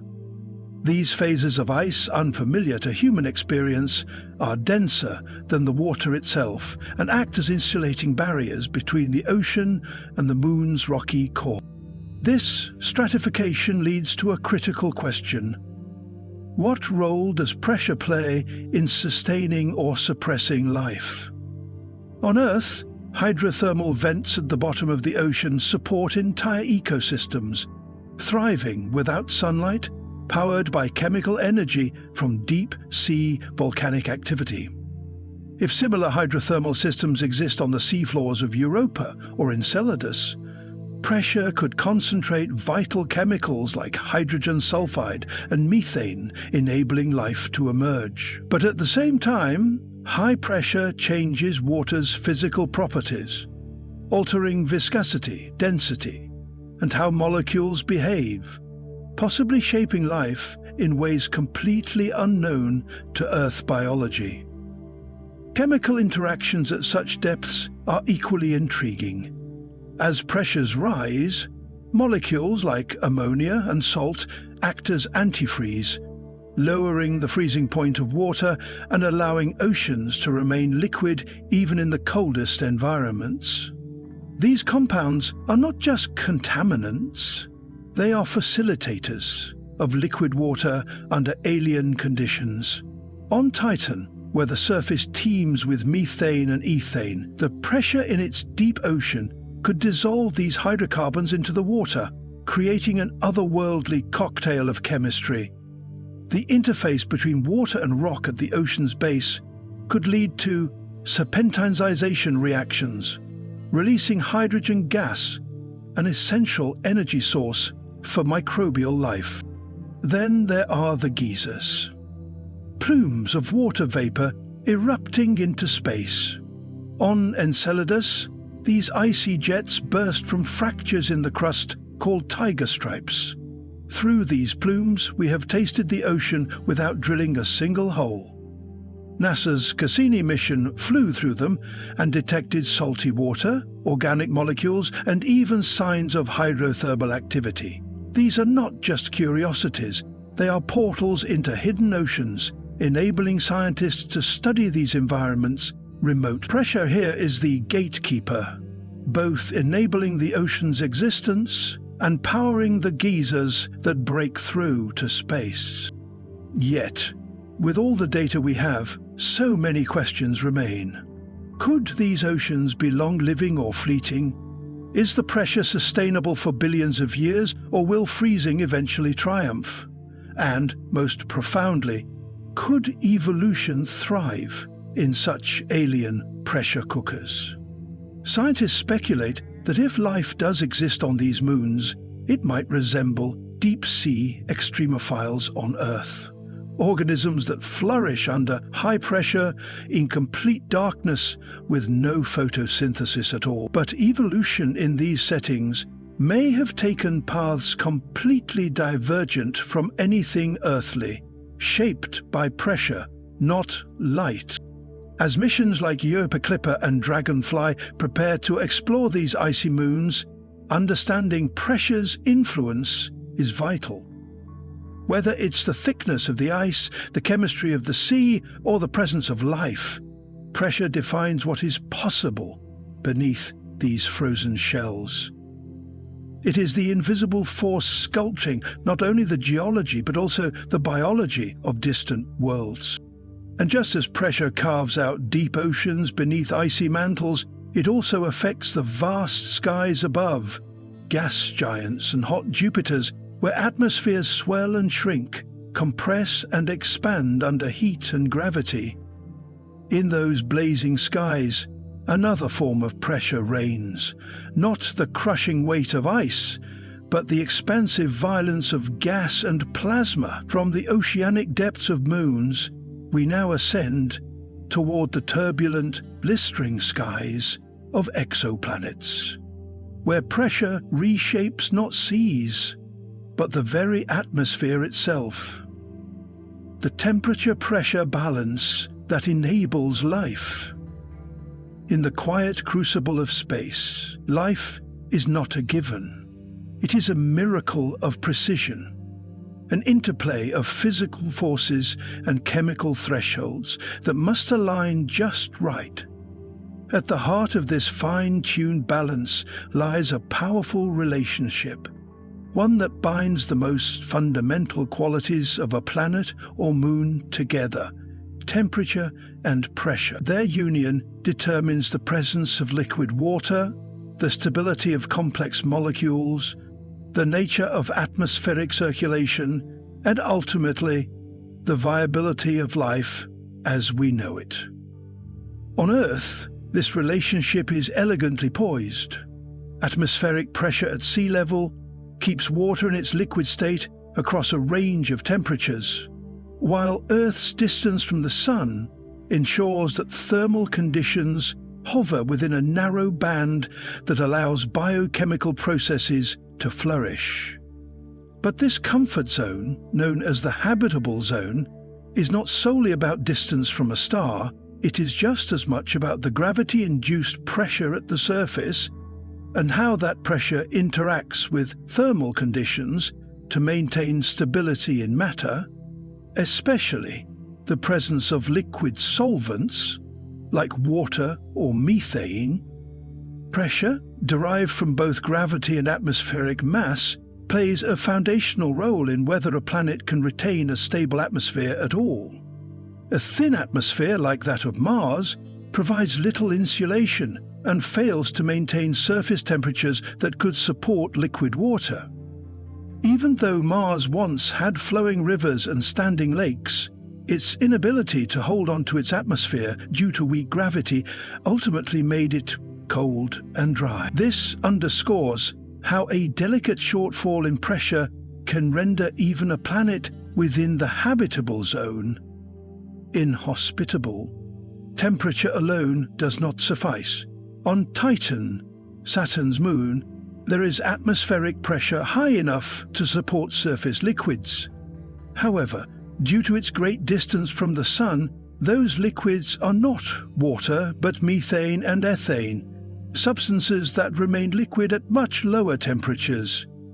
Here, life may not follow Earth's recipe, but it reminds us that different chemical systems might operate under alternative balances of temperature and pressure. The same pressure that freezes water into lifeless ice on Titan could keep methane fluid and dynamic, offering the tantalizing possibility of exotic life based on alien chemistries. In contrast, Venus exhibits how too much pressure combined with excessive temperature becomes destructive. Its dense carbon dioxide atmosphere traps heat via a runaway greenhouse effect, pushing surface temperatures high enough to melt lead. The crushing atmospheric pressure, over 90 times that of Earth, further amplifies thermal effects, creating a furnace where no known biochemical system could survive. Yet, even in this extreme, researchers have speculated about microbial life in the more temperate cloud layers, where temperature and pressure might briefly mimic those of Earth's lower atmosphere. The influence of pressure extends deep into planetary interiors. On ocean worlds such as Europa and Enceladus, subsurface oceans are believed to exist beneath layers of ice, kept in a liquid state by internal heat and insulated by overlying pressure. These environments are entirely cut off from solar energy, but pressure-induced warmth from tidal flexing may provide enough energy to sustain chemical gradients, possibly mimicking the hydrothermal vents on Earth's ocean floors where life likely began. Such settings challenge the traditional definitions of habitability and extend the search for life to places once dismissed as too cold or too isolated. In the context of exoplanets, this balance becomes even more critical. Astronomers now analyze not just the size and orbit of exoplanets, but also clues about their atmospheres, pressures, and temperatures to judge whether they could host life. Super-Earths and mini-Neptunes blur the boundaries between rocky and gaseous worlds, and their surface conditions may vary wildly. On these distant planets, astronomers rely on models that simulate how pressure and temperature interact to support or destroy the conditions for habitability. Even in the lab, scientists replicate this balance. High-pressure chambers and thermal vacuums are used to test spacecraft components and simulate alien environments. These tests provide insight into the physical behaviors of matter under extraterrestrial conditions, helping us understand not just engineering challenges, but also where life might persist. Temperature and pressure are not merely abstract variables. They are the invisible architects of planetary identity. They dictate whether oceans can exist, whether atmospheres can hold together, whether molecules can form and survive. They influence weather, chemistry, and the potential for ecosystems in every extreme environment explored, be it a lava lake on Io, a cryovolcano on Triton, or a metallic hydrogen core within Jupiter. These two forces are the gatekeepers of possibility. Our journey through the cosmos has uncovered an astonishing variety of worlds, each sculpted by different regimes of temperature and pressure. From the boiling points on Venus to the frozen plains of Pluto, from methane lakes to buried oceans, and from collapsing gas giants to emerging exoplanets.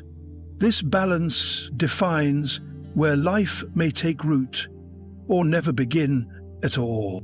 As we conclude this sweeping exploration across solar systems, we return to a humbling truth. Life is not a universal inevitability. It is the result of an exquisite harmony between heat and pressure, energy and matter, chaos and equilibrium. Understanding this interplay not only informs our search for life beyond Earth, it deepens our appreciation for the fragile balance that sustains life right here on our own precious blue world. Tidal galaxies, twisted by gravity. In the vast, cold architecture of the universe, galaxies are not the isolated islands we once believed them to be. They are wanderers in a sea of gravitational tides, drawn toward one another in slow, majestic dances that can last for billions of years. These cosmic encounters leave behind breathtaking relics, tidal galaxies contorted and stretched by the overwhelming force of gravity. These galactic forms are not merely visual spectacles. They are deep records of the universe's dynamism, violence, and continuous creation. Tidal galaxies emerge from gravitational interactions between massive galaxies. Unlike the serene spirals we often imagine when thinking of galaxies, tidal galaxies wear the scars of cosmic battles. When two or more galaxies come close enough, their mutual gravitational pull begins to tug at their outer stars, clouds of gas and dark matter. These tugs do not happen instantly, but unfold over millions or even billions of years. Stars are flung into tidal tails, enormous thread-like streams of stellar material, stretching across intergalactic space, sometimes forming arcs that span hundreds of thousands of light-years. The first clues to the existence of tidal galaxies came in the mid-20th century with improvements in photographic plate sensitivity and telescope optics. Astronomers began noticing peculiar galaxy shapes, twisted, stretched, and bent structures that defied classical spiral or elliptical categorization. The classic pair, known as the Antennae galaxies, is one of the most iconic examples. Located in the constellation Corvus, this duo appears to be locked in a slow magmatic collision, their stars flung outward in brilliant arcs that resemble insect antennae. These trails are not static. They evolve, merge, and sometimes collapse into new structures altogether. But the wonder of tidal galaxies lies not only in their forms, but in what they teach us about galactic evolution. These interactions often trigger immense waves of star formation. As gas clouds are compressed by gravitational forces and shock waves, they collapse under their own weight, igniting bursts of newborn stars. Some of the most vibrant stellar nurseries ever observed are found in the heart of tidal interactions. Yet this creation often comes with destruction. Galactic cores may be destabilized. Supermassive black holes can begin to consume more matter, and entire structural features of galaxies may be torn apart, never to reform. From a scientific perspective, tidal galaxies offer an exceptional opportunity to study the role of gravity not just as a force of attraction, but as an agent of transformation.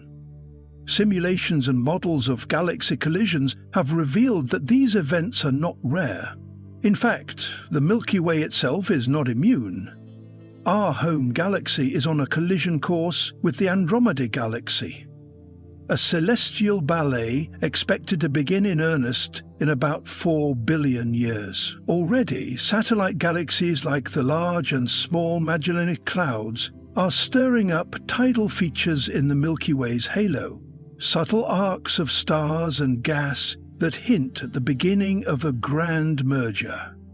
These future tidal features will reshape the Milky Way, giving rise to yet another generation of twisted, luminous structures. Even the dark matter component of galaxies plays a crucial role in shaping tidal galaxies. Though invisible, dark matter contributes the majority of mass in most galaxies, forming vast halos that extend far beyond the visible stars. During a galactic encounter, these dark matter halos interact gravitationally as well, guiding the overall shape and trajectory of the tidal structures. Without dark matter, tidal interactions would look radically different, less organized, less elongated, and lacking the coherence we observe. Thus, tidal galaxies serve as a silent testimony to the dark scaffolding of the universe. Beyond their scientific importance, tidal galaxies also carry philosophical weight. They remind us that beauty often comes from struggle, and that creation is frequently born from conflict. They are visual metaphors for resilience and transformation, telling a story of cosmic resilience and rebirth.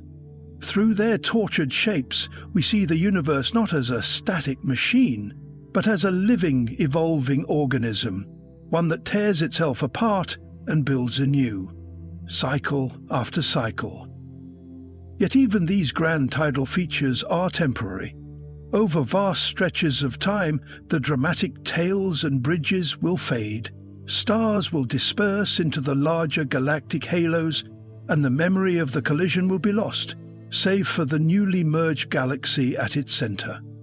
These tidal ghosts are fleeting moments in the infinite film of cosmic evolution, captured only briefly by human eyes and instruments before they vanish into the background of space. As we observe these twisting galactic forms, we are not only looking outward, but forward. They are glimpses into the eventual fate of all galaxies, including our own. In their chaotic grace, tidal galaxies are both messengers of history and harbingers of what is to come.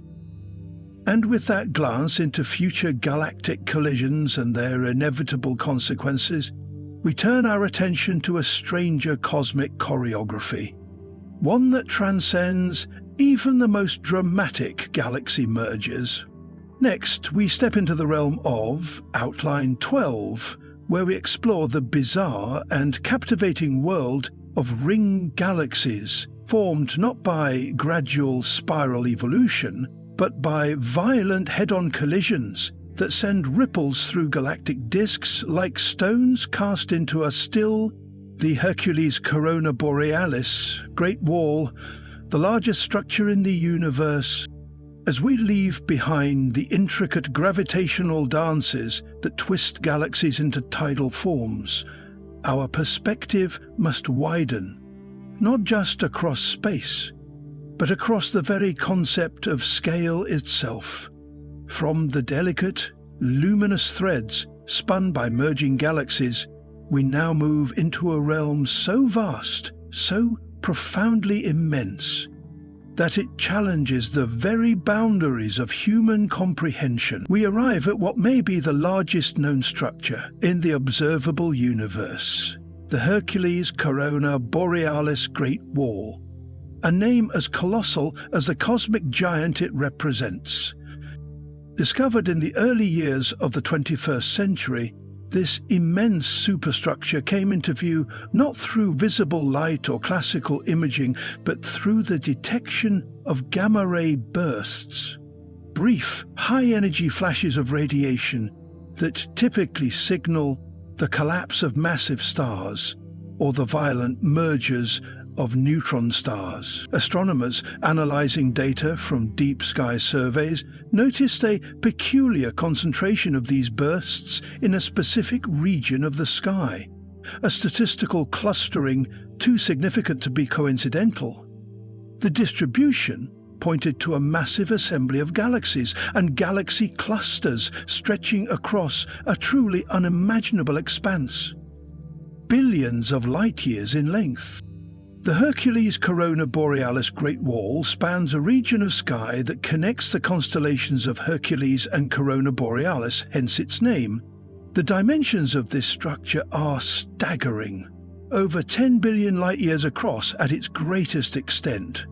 To put this in context, our entire Milky Way galaxy is roughly 100,000 light-years in diameter.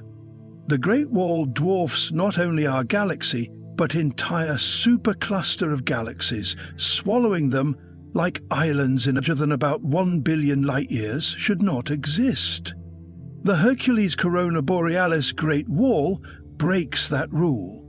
It defies the expected limits of cosmic structure formation, posing a direct challenge to prevailing models of the early universe and the evolution of large-scale structure. If such a massive complex exists, how did it form within the age of the universe, and what unknown mechanisms might have guided its growth? Some scientists suggest that the wall could be a projection effect, or perhaps several smaller structures merely aligned along our line of sight. But deeper studies, cross-examined across wavelengths and time, continue to strengthen the case for its authenticity. If confirmed, the Hercules Corona Borealis Great Wall forces us to reimagine how matter organizes itself on the grandest scales. It may imply that the early universe had greater density fluctuations than our current models account for, or that gravitational clustering is more efficient across cosmic timescales than previously thought. This structure is part of a broader cosmic web, a vast interconnected lattice of filaments, voids, and nodes that define the very texture of the universe. Galaxies are not sprinkled evenly across space. Instead, they are found in thread-like formations, with vast empty regions in between.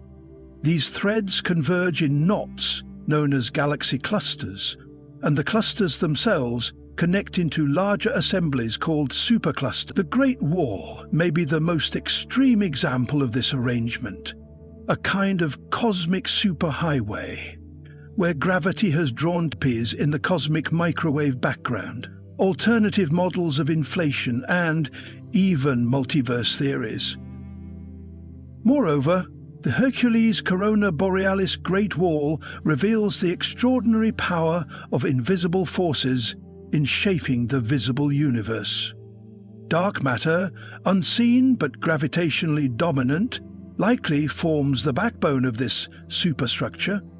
Though we cannot see it directly, its influence is everywhere, guiding the motion of galaxies and sculpting the very architecture of space. In this way, the Great Wall becomes not only a structure of light and matter, but also a monument to the unseen, a cosmic fingerprint left by forces we still struggle to define. Even our ability to detect such a structure is a triumph of human ingenuity. The technology required to observe gamma-ray bursts across billions of light-years, to map their distribution, and to infer the existence of such a structure is itself the result of generations of scientific progress.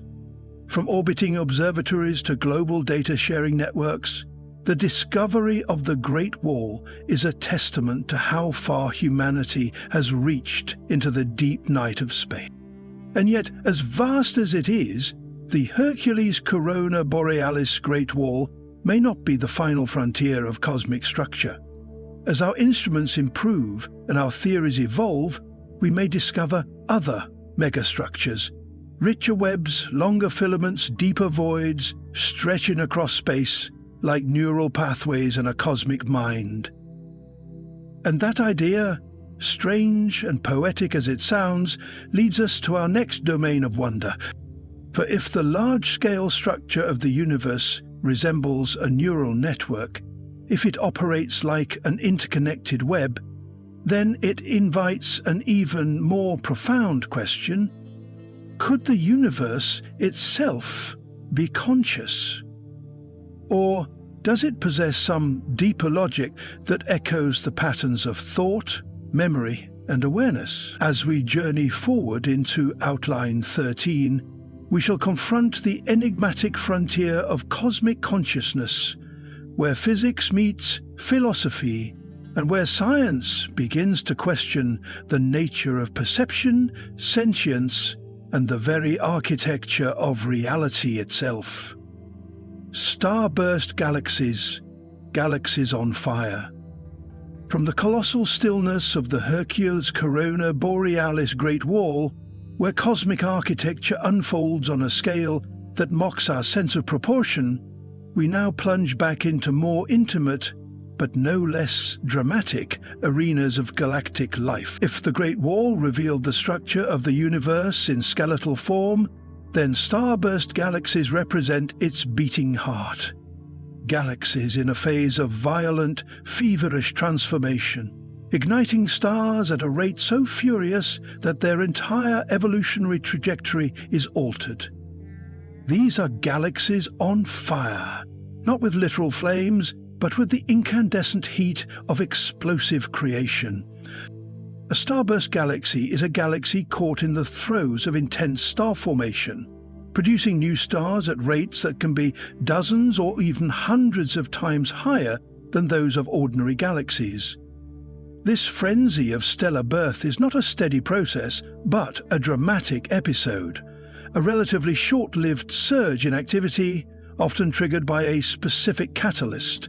In astronomical terms, these starbursts are brief flashes of light and energy, often lasting only tens of millions of years, a blink of time compared to a galaxy's total lifespan, which typically stretches across billions of years.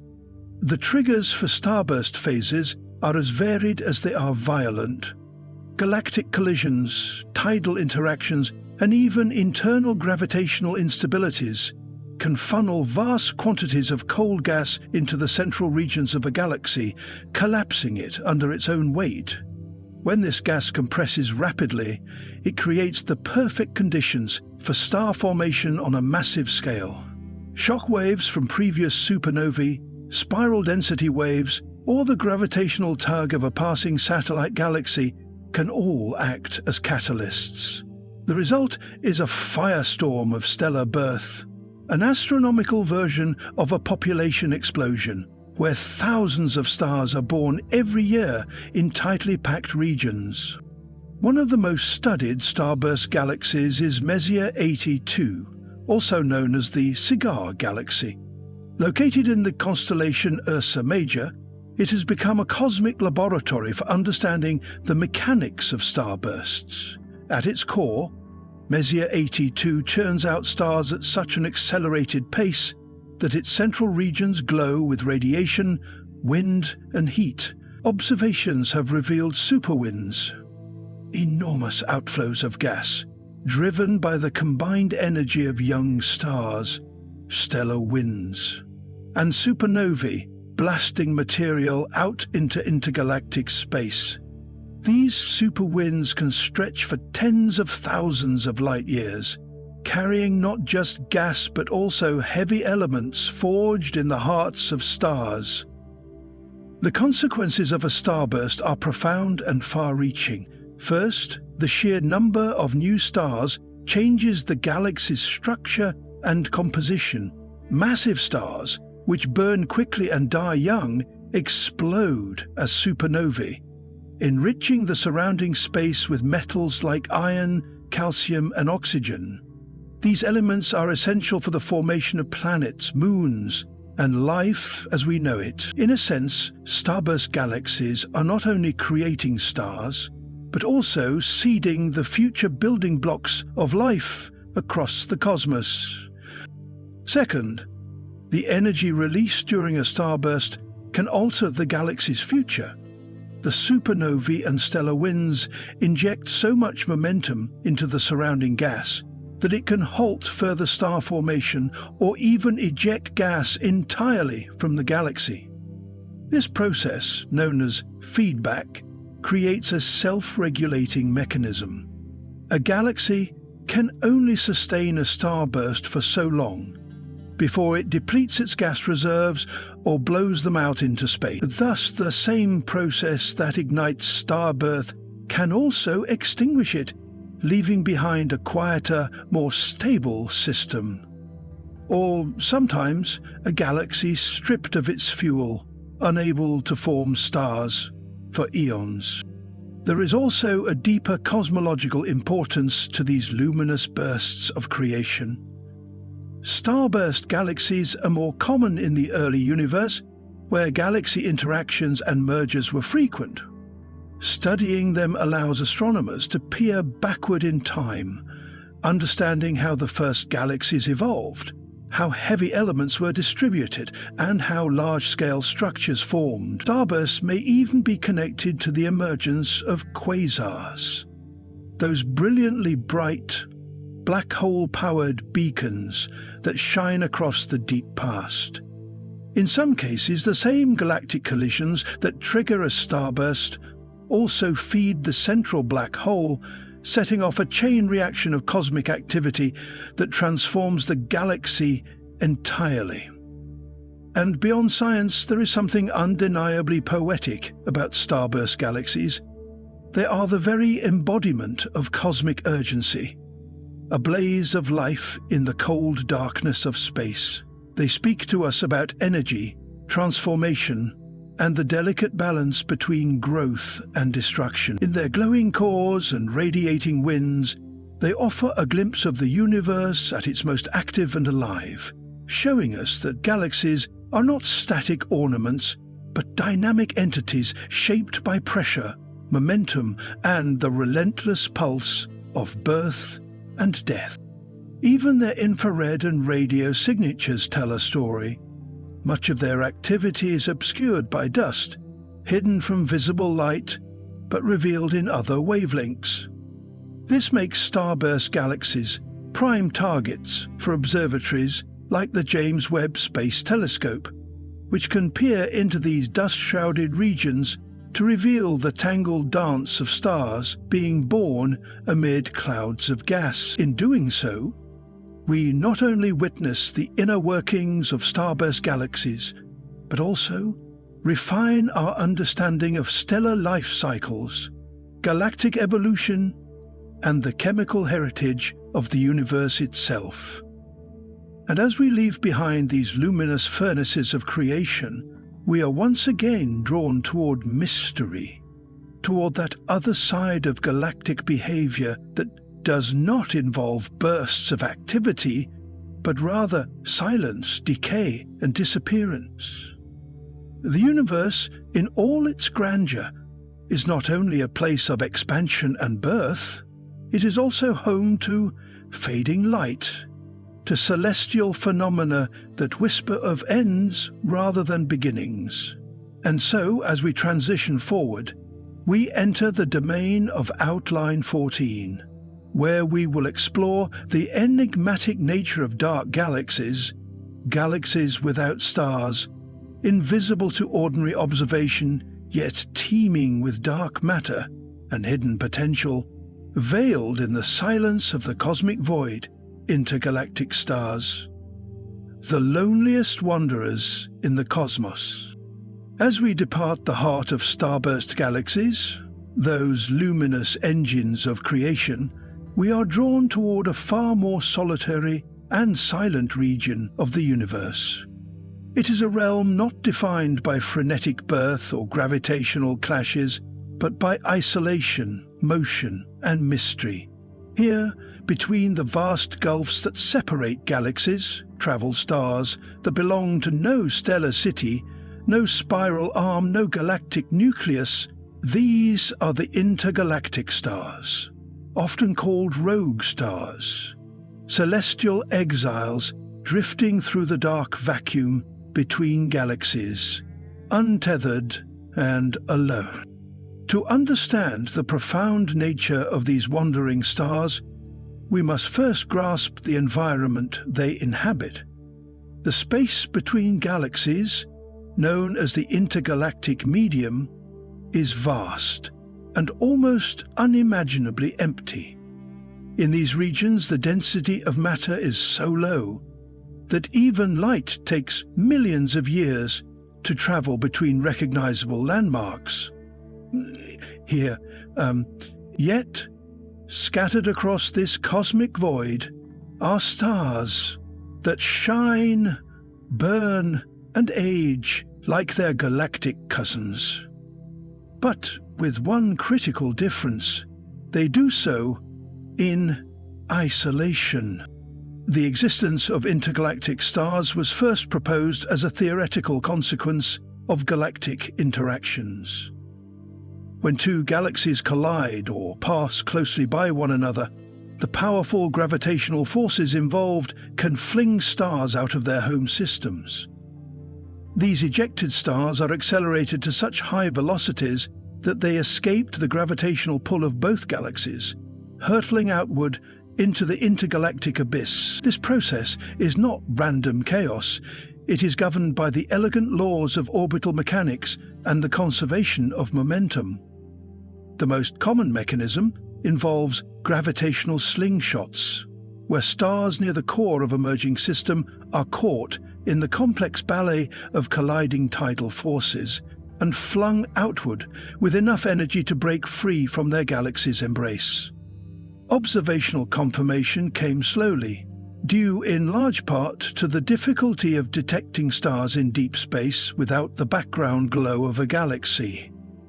But with the advancement of deep-field telescopes and instruments sensitive to faint light sources, astronomers began to identify luminous points floating between galaxies in clusters like Virgo and Coma. These stars, many of them red giants and supergiants, were too far from any galaxy to be bound to one, and their spatial distribution made clear that they were not mere statistical outliers. Instead, they represented a population of stars that had been torn from their homes and scattered across the intergalactic medium. The implications of these stars extend far beyond their unusual positions. Intergalactic stars act as tracers, natural probes that help map the gravitational and structural dynamics of galaxy clusters. Their distribution can reveal the history of past mergers, the mass distribution of dark matter halos, and the violent processes that have shaped the architecture of the universe. They are, in a sense, the fossils of cosmic violence, silent witnesses to events that unfolded over billions of years. Moreover, these stars challenge our understanding of stellar evolution in isolated environments. Most stars live within galaxies, where interstellar gas, magnetic fields, and stellar neighbors influence their formation, movement, and eventual death. But intergalactic stars exist largely without these interactions. They are solitary in the truest sense, evolving without the feedback mechanisms that govern galactic stellar populations. This isolation could lead to subtle differences in their lifespans, rotation rates, or end-of-life behavior, differences that are still being studied and debated by astrophysicists. Some of these rogue stars are hypervelocity stars, traveling at speeds so extreme that they were likely ejected not just by merging galaxies, but by interactions with supermassive black holes. When a binary star system strays too close to such a black hole, tidal forces can rip it apart, flinging one star into intergalactic space while the other is devoured. These events produce some of the fastest objects in the universe and demonstrate the raw, destructive power of galactic core. Even more intriguing is the possibility that some intergalactic stars carry with them planetary systems, entire solar systems cast adrift in the cold dark. These potential rogue planets, orbiting stars far from any galaxy, might harbor moons, atmospheres, or even the elemental ingredients of life, all while flying through a universe that offers no nearby suns, no galactic context, and no celestial neighborhood. While purely speculative for now, the existence of such orphaned worlds poses deep philosophical questions about life's resilience and its possible emergence in environments we have barely begun to understand. Intergalactic stars also hint at the broader fate of galaxies and cosmic evolution. As galaxies merge and evolve, as stars are ejected and redistributed, the boundaries between what we call a galaxy and what lies outside it become blurred. Over cosmic timescales, stars leaking from galactic halos could form vast intergalactic stellar bridges, or clouds, challenging our definitions of structure and membership in the universe. The line between galaxy and intergalactic space is more porous than once believed. These lonely travelers, though few compared to the vast populations housed within galaxies, carry with them the stories of upheaval, acceleration, and exile.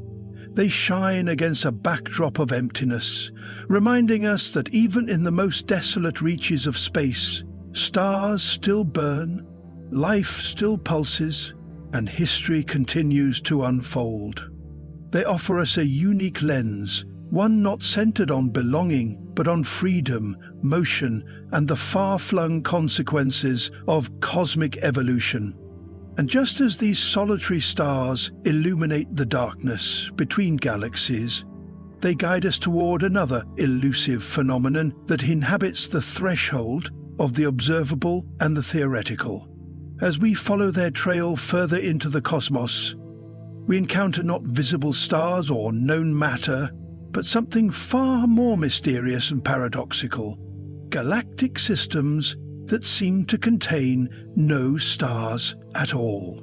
In Outline 15, we delve into the strange, silent world of dark galaxies, invisible structures of hydrogen and dark matter that defy direct observation, yet may hold the keys to understanding how galaxies form, how matter assembles, and how much of the universe remains unseen.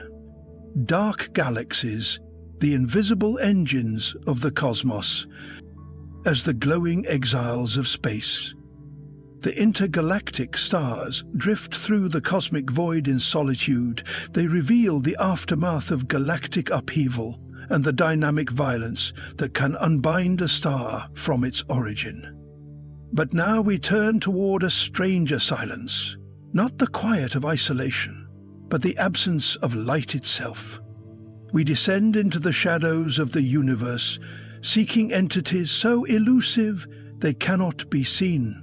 Yet their gravitational fingerprints mark their presence. These are the dark galaxies, structures composed almost entirely of invisible matter and gas, nearly devoid of stars and nearly undetectable by conventional observation. They are the missing pieces in our cosmic puzzle, the phantom frameworks on which the luminous universe is built.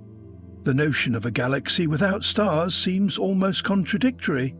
For centuries, our understanding of galaxies was built around their stellar components.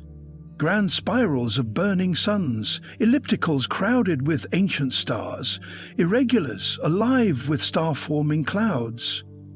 Yet, as astronomical techniques improved and our surveys deepened, anomalies began to surface.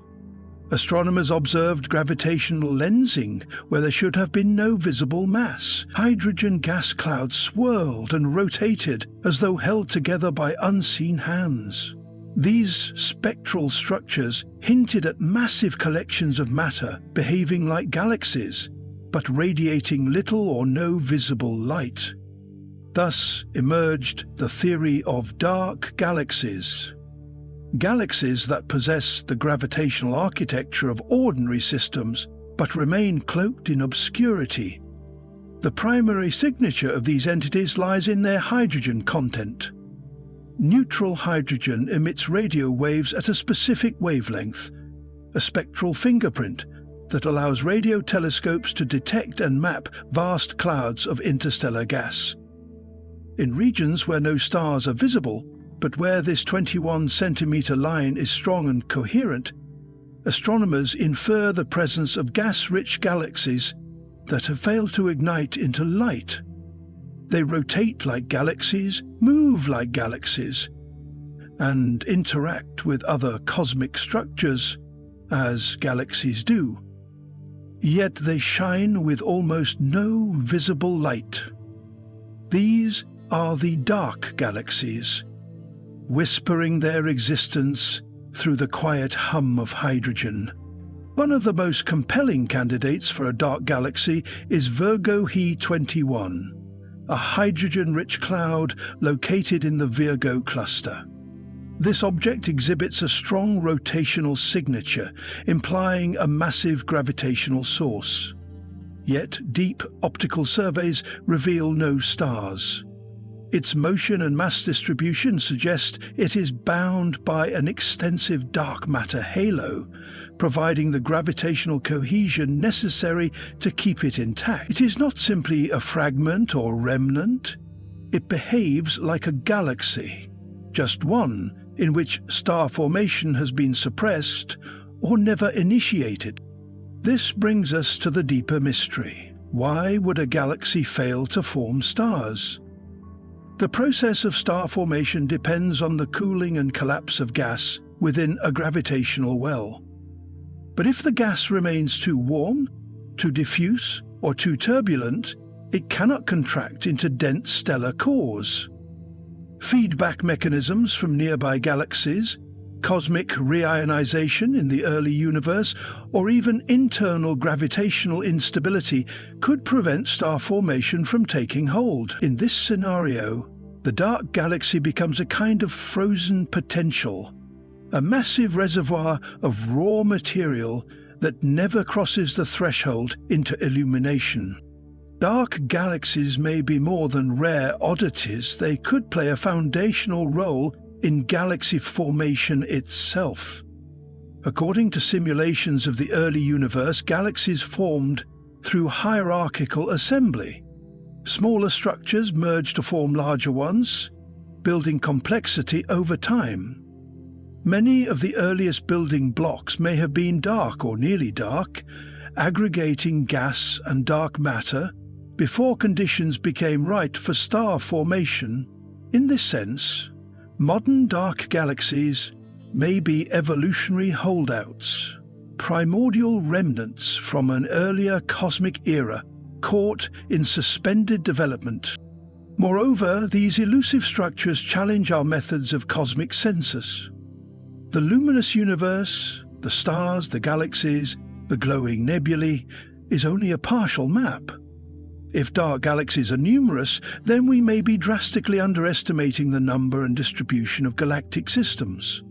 Their presence may explain discrepancies in mass calculations for galaxy clusters, or the mismatch between observed and predicted satellite galaxies in galactic halos. The so-called missing satellites problem. The lack of visible small galaxies around the Milky Way compared to what models predict could be partly resolved by accounting for non-luminous satellites that lurk just beyond the reach of our optical instruments. Detecting dark galaxies requires more than visual scrutiny. It demands multi-wavelength observations, gravitational studies, and careful modeling of gas dynamics. Instruments like the Arecibo Observatory before its collapse, and current arrays such as ALMA and the upcoming Square Kilometre Array are critical to mapping these spectral shadows. As technology advances, we edge closer to illuminating what has long remained in the dark. There is a poetic irony to these entities. In a universe defined by light, it is the dark that often holds the most mass, the most influence. Dark matter itself, which constitutes the majority of galactic mass, is invisible.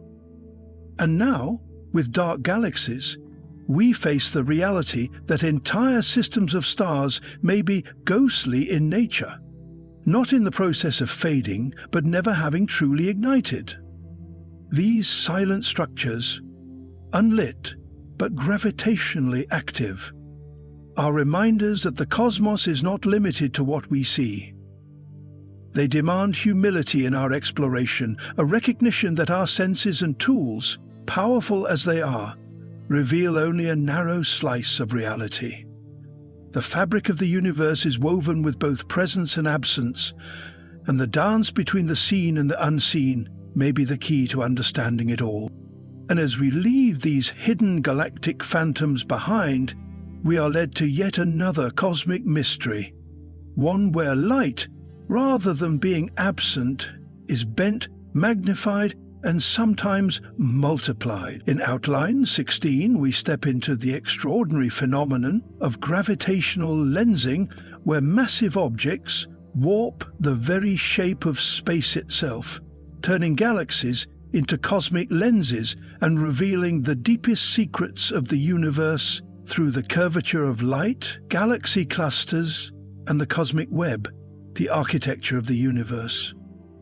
Emerging from the veiled domain of dark galaxies, those elusive, lightless scaffolds of cosmic evolution, we are now drawn outward into the grand design that holds the entire universe together, where dark galaxies represent the hidden microstructures of the cosmos, galaxy clusters and the cosmic web define its overarching form. This is the vast and dynamic framework upon which all matter, light, and movement are suspended. It is a structure that does not merely house galaxies, it organizes them, sculpts their motion, and dictates the paths of energy and time itself. Galaxy clusters are the largest gravitationally bound systems in the universe. They are not mere groupings of a few galaxies drifting near one another, but enormous congregations, often comprising hundreds or even thousands of galaxies. locked in orbit around a common center of mass. Bound by gravity, these clusters are enveloped in colossal halos of dark matter, threaded with streams of hot ionized gas and permeated by magnetic fields and relic radiation. They are not tranquil places. Within them, galaxies crash, merge, and strip one another of gas. These clusters are battlegrounds of evolution, where the past and future of galaxies are written in gravitational dynamics. Each galaxy within a cluster is like a single spark in a roaring bonfire. Some glide quietly through the intracluster medium, while others interact violently, distorted by tides and ram pressure, triggering bursts of star formation or extinguishing it entirely. The environment of a cluster can radically reshape a galaxy's fate. It can strip away the cold gas needed for star formation, turning spirals into ellipticals and quenching galactic youth in favor of ancient starlight. The physics at play within clusters is governed not just by gravity, but by the interplay of radiation, shockwaves, plasma turbulence, and dark matter flows. These vast regions are the laboratories of cosmic behavior. Yet even these massive clusters are not isolated. They are connected to one another through a deeper, more intricate structure, the cosmic web. This is the true shape of the universe, invisible to the naked eye, yet revealed through careful observation of galaxy distribution, gravitational lensing, and the behavior of intergalactic gas. The cosmic web is a filamentary network, a vast mesh composed of matter and energy stretching across billions of light years. Along its strands lie galaxies and clusters, while the spaces between, the voids, are eerily empty, almost devoid of galaxies altogether. This web-like structure emerged from the early fluctuations in the density of matter just after the Big Bang. As the universe expanded and cooled, gravity began to amplify these initial imperfections. Dense regions drew in more matter, growing into the filaments we see today. Simulations of cosmic evolution show this process with breathtaking clarity. We looked from a nearly uniform cloud of hydrogen and helium, the universe self-organized into a textured lattice, a universal framework of filaments and nodes where matter congregates and galaxies ignite. The intersections of these filaments are where galaxy clusters reside, often forming superclusters, mighty agglomerations of matter stretching hundreds of millions of light years across.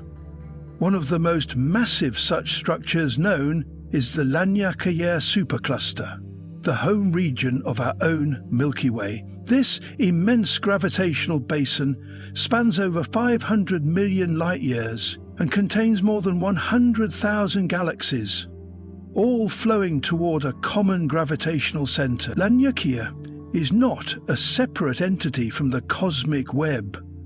It is a node within it, a swelling along a cosmic artery, part of a vast cosmic river flowing through intergalactic space. The cosmic web also provides crucial insight into the nature of dark matter and dark energy. Since most of the universe's matter is invisible, we detect it not by light, but by its influence. The shape and density of the web, the motion of galaxies along its threads, and the warping of light by its gravitational wells all serve as indirect measures of the dark scaffolding that underpins reality. Even the temperature and density of the intergalactic medium within the web's filaments tells stories of heating by quasars, shocks from gravitational collapse, and the chemical enrichment of the universe over time. In recent years, the cosmic web has come into sharper focus, thanks to sky mapping surveys like the Sloan Digital Sky Survey and space-based observations from missions such as Planck. These projects have charted the positions and motions of millions of galaxies, revealing not a random distribution but a finely structured tapestry. The universe is not chaotic. It is exquisitely ordered at scales that dwarf comprehension. Beyond its scientific significance, the cosmic web evokes a profound philosophical perspective. Its resemblance to neural networks has led some thinkers to draw analogies between the structure of the cosmos and the structure of the mind. While this comparison is speculative and metaphorical, it forces us to ask, is the universe a machine, a living system, or something beyond all categories we understand? The web, with its connections, flows, and branching logic, appears not as a random scattering of matter, but as a deliberate unfolding, an expression of laws deeper than we yet know.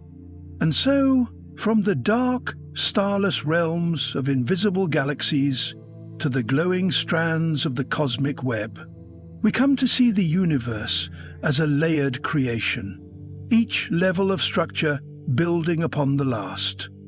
It is not a place of mere explosions and voids, but of patterns and architectures, woven with energy and time, forged by the gravity of what is seen and the mystery of what is not.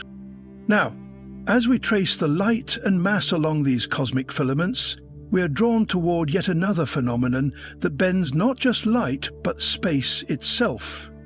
In Outline 17, we journey into the realm of gravitational lensing, where matter becomes lens and space becomes canvas, revealing hidden galaxies, dark matter halos, and the warp geometry of the universe, the Helix Nebula, the eye of space.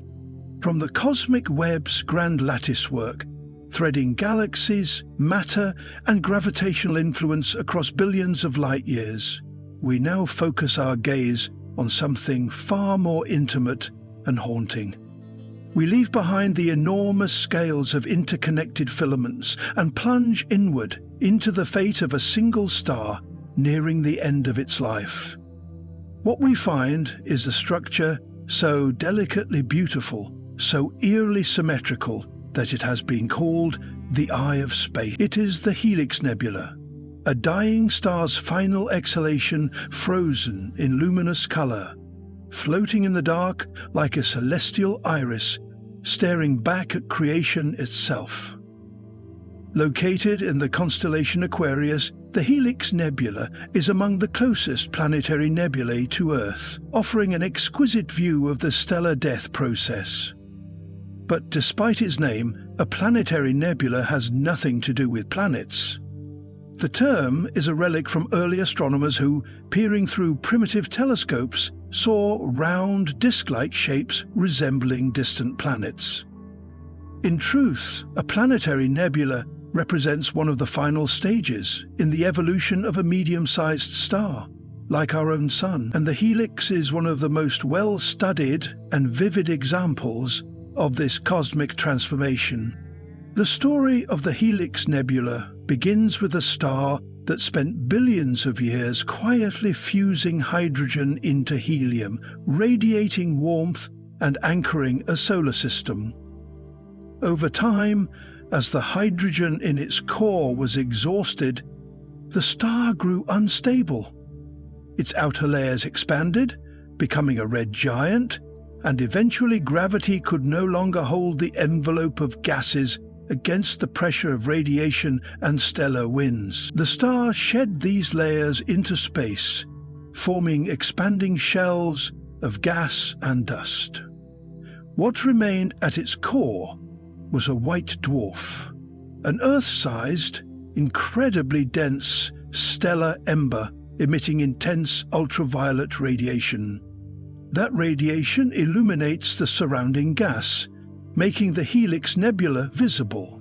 The result is a glowing, multicolored structure shaped by fluid dynamics, magnetic fields, and centuries of stellar winds. The central region glows blue from ionized oxygen, while the outer edges burn red and orange from hydrogen and nitrogen. At the center of this stunning display, the white dwarf glimmers faintly, like the pupil of a ghostly eye. One of the most intriguing aspects of the Helix Nebula is its complex internal structure.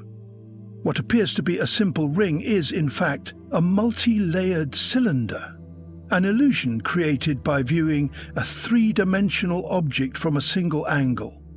Advanced imaging has revealed filamentary strands, comet-like knots, and radial spikes of material, all moving outward into interstellar space. These cometary knots, each larger than our solar system, are dense clumps of gas with long, trailing tails pointing away from the central white dwarf, shaped by photoionization and pressure gradients.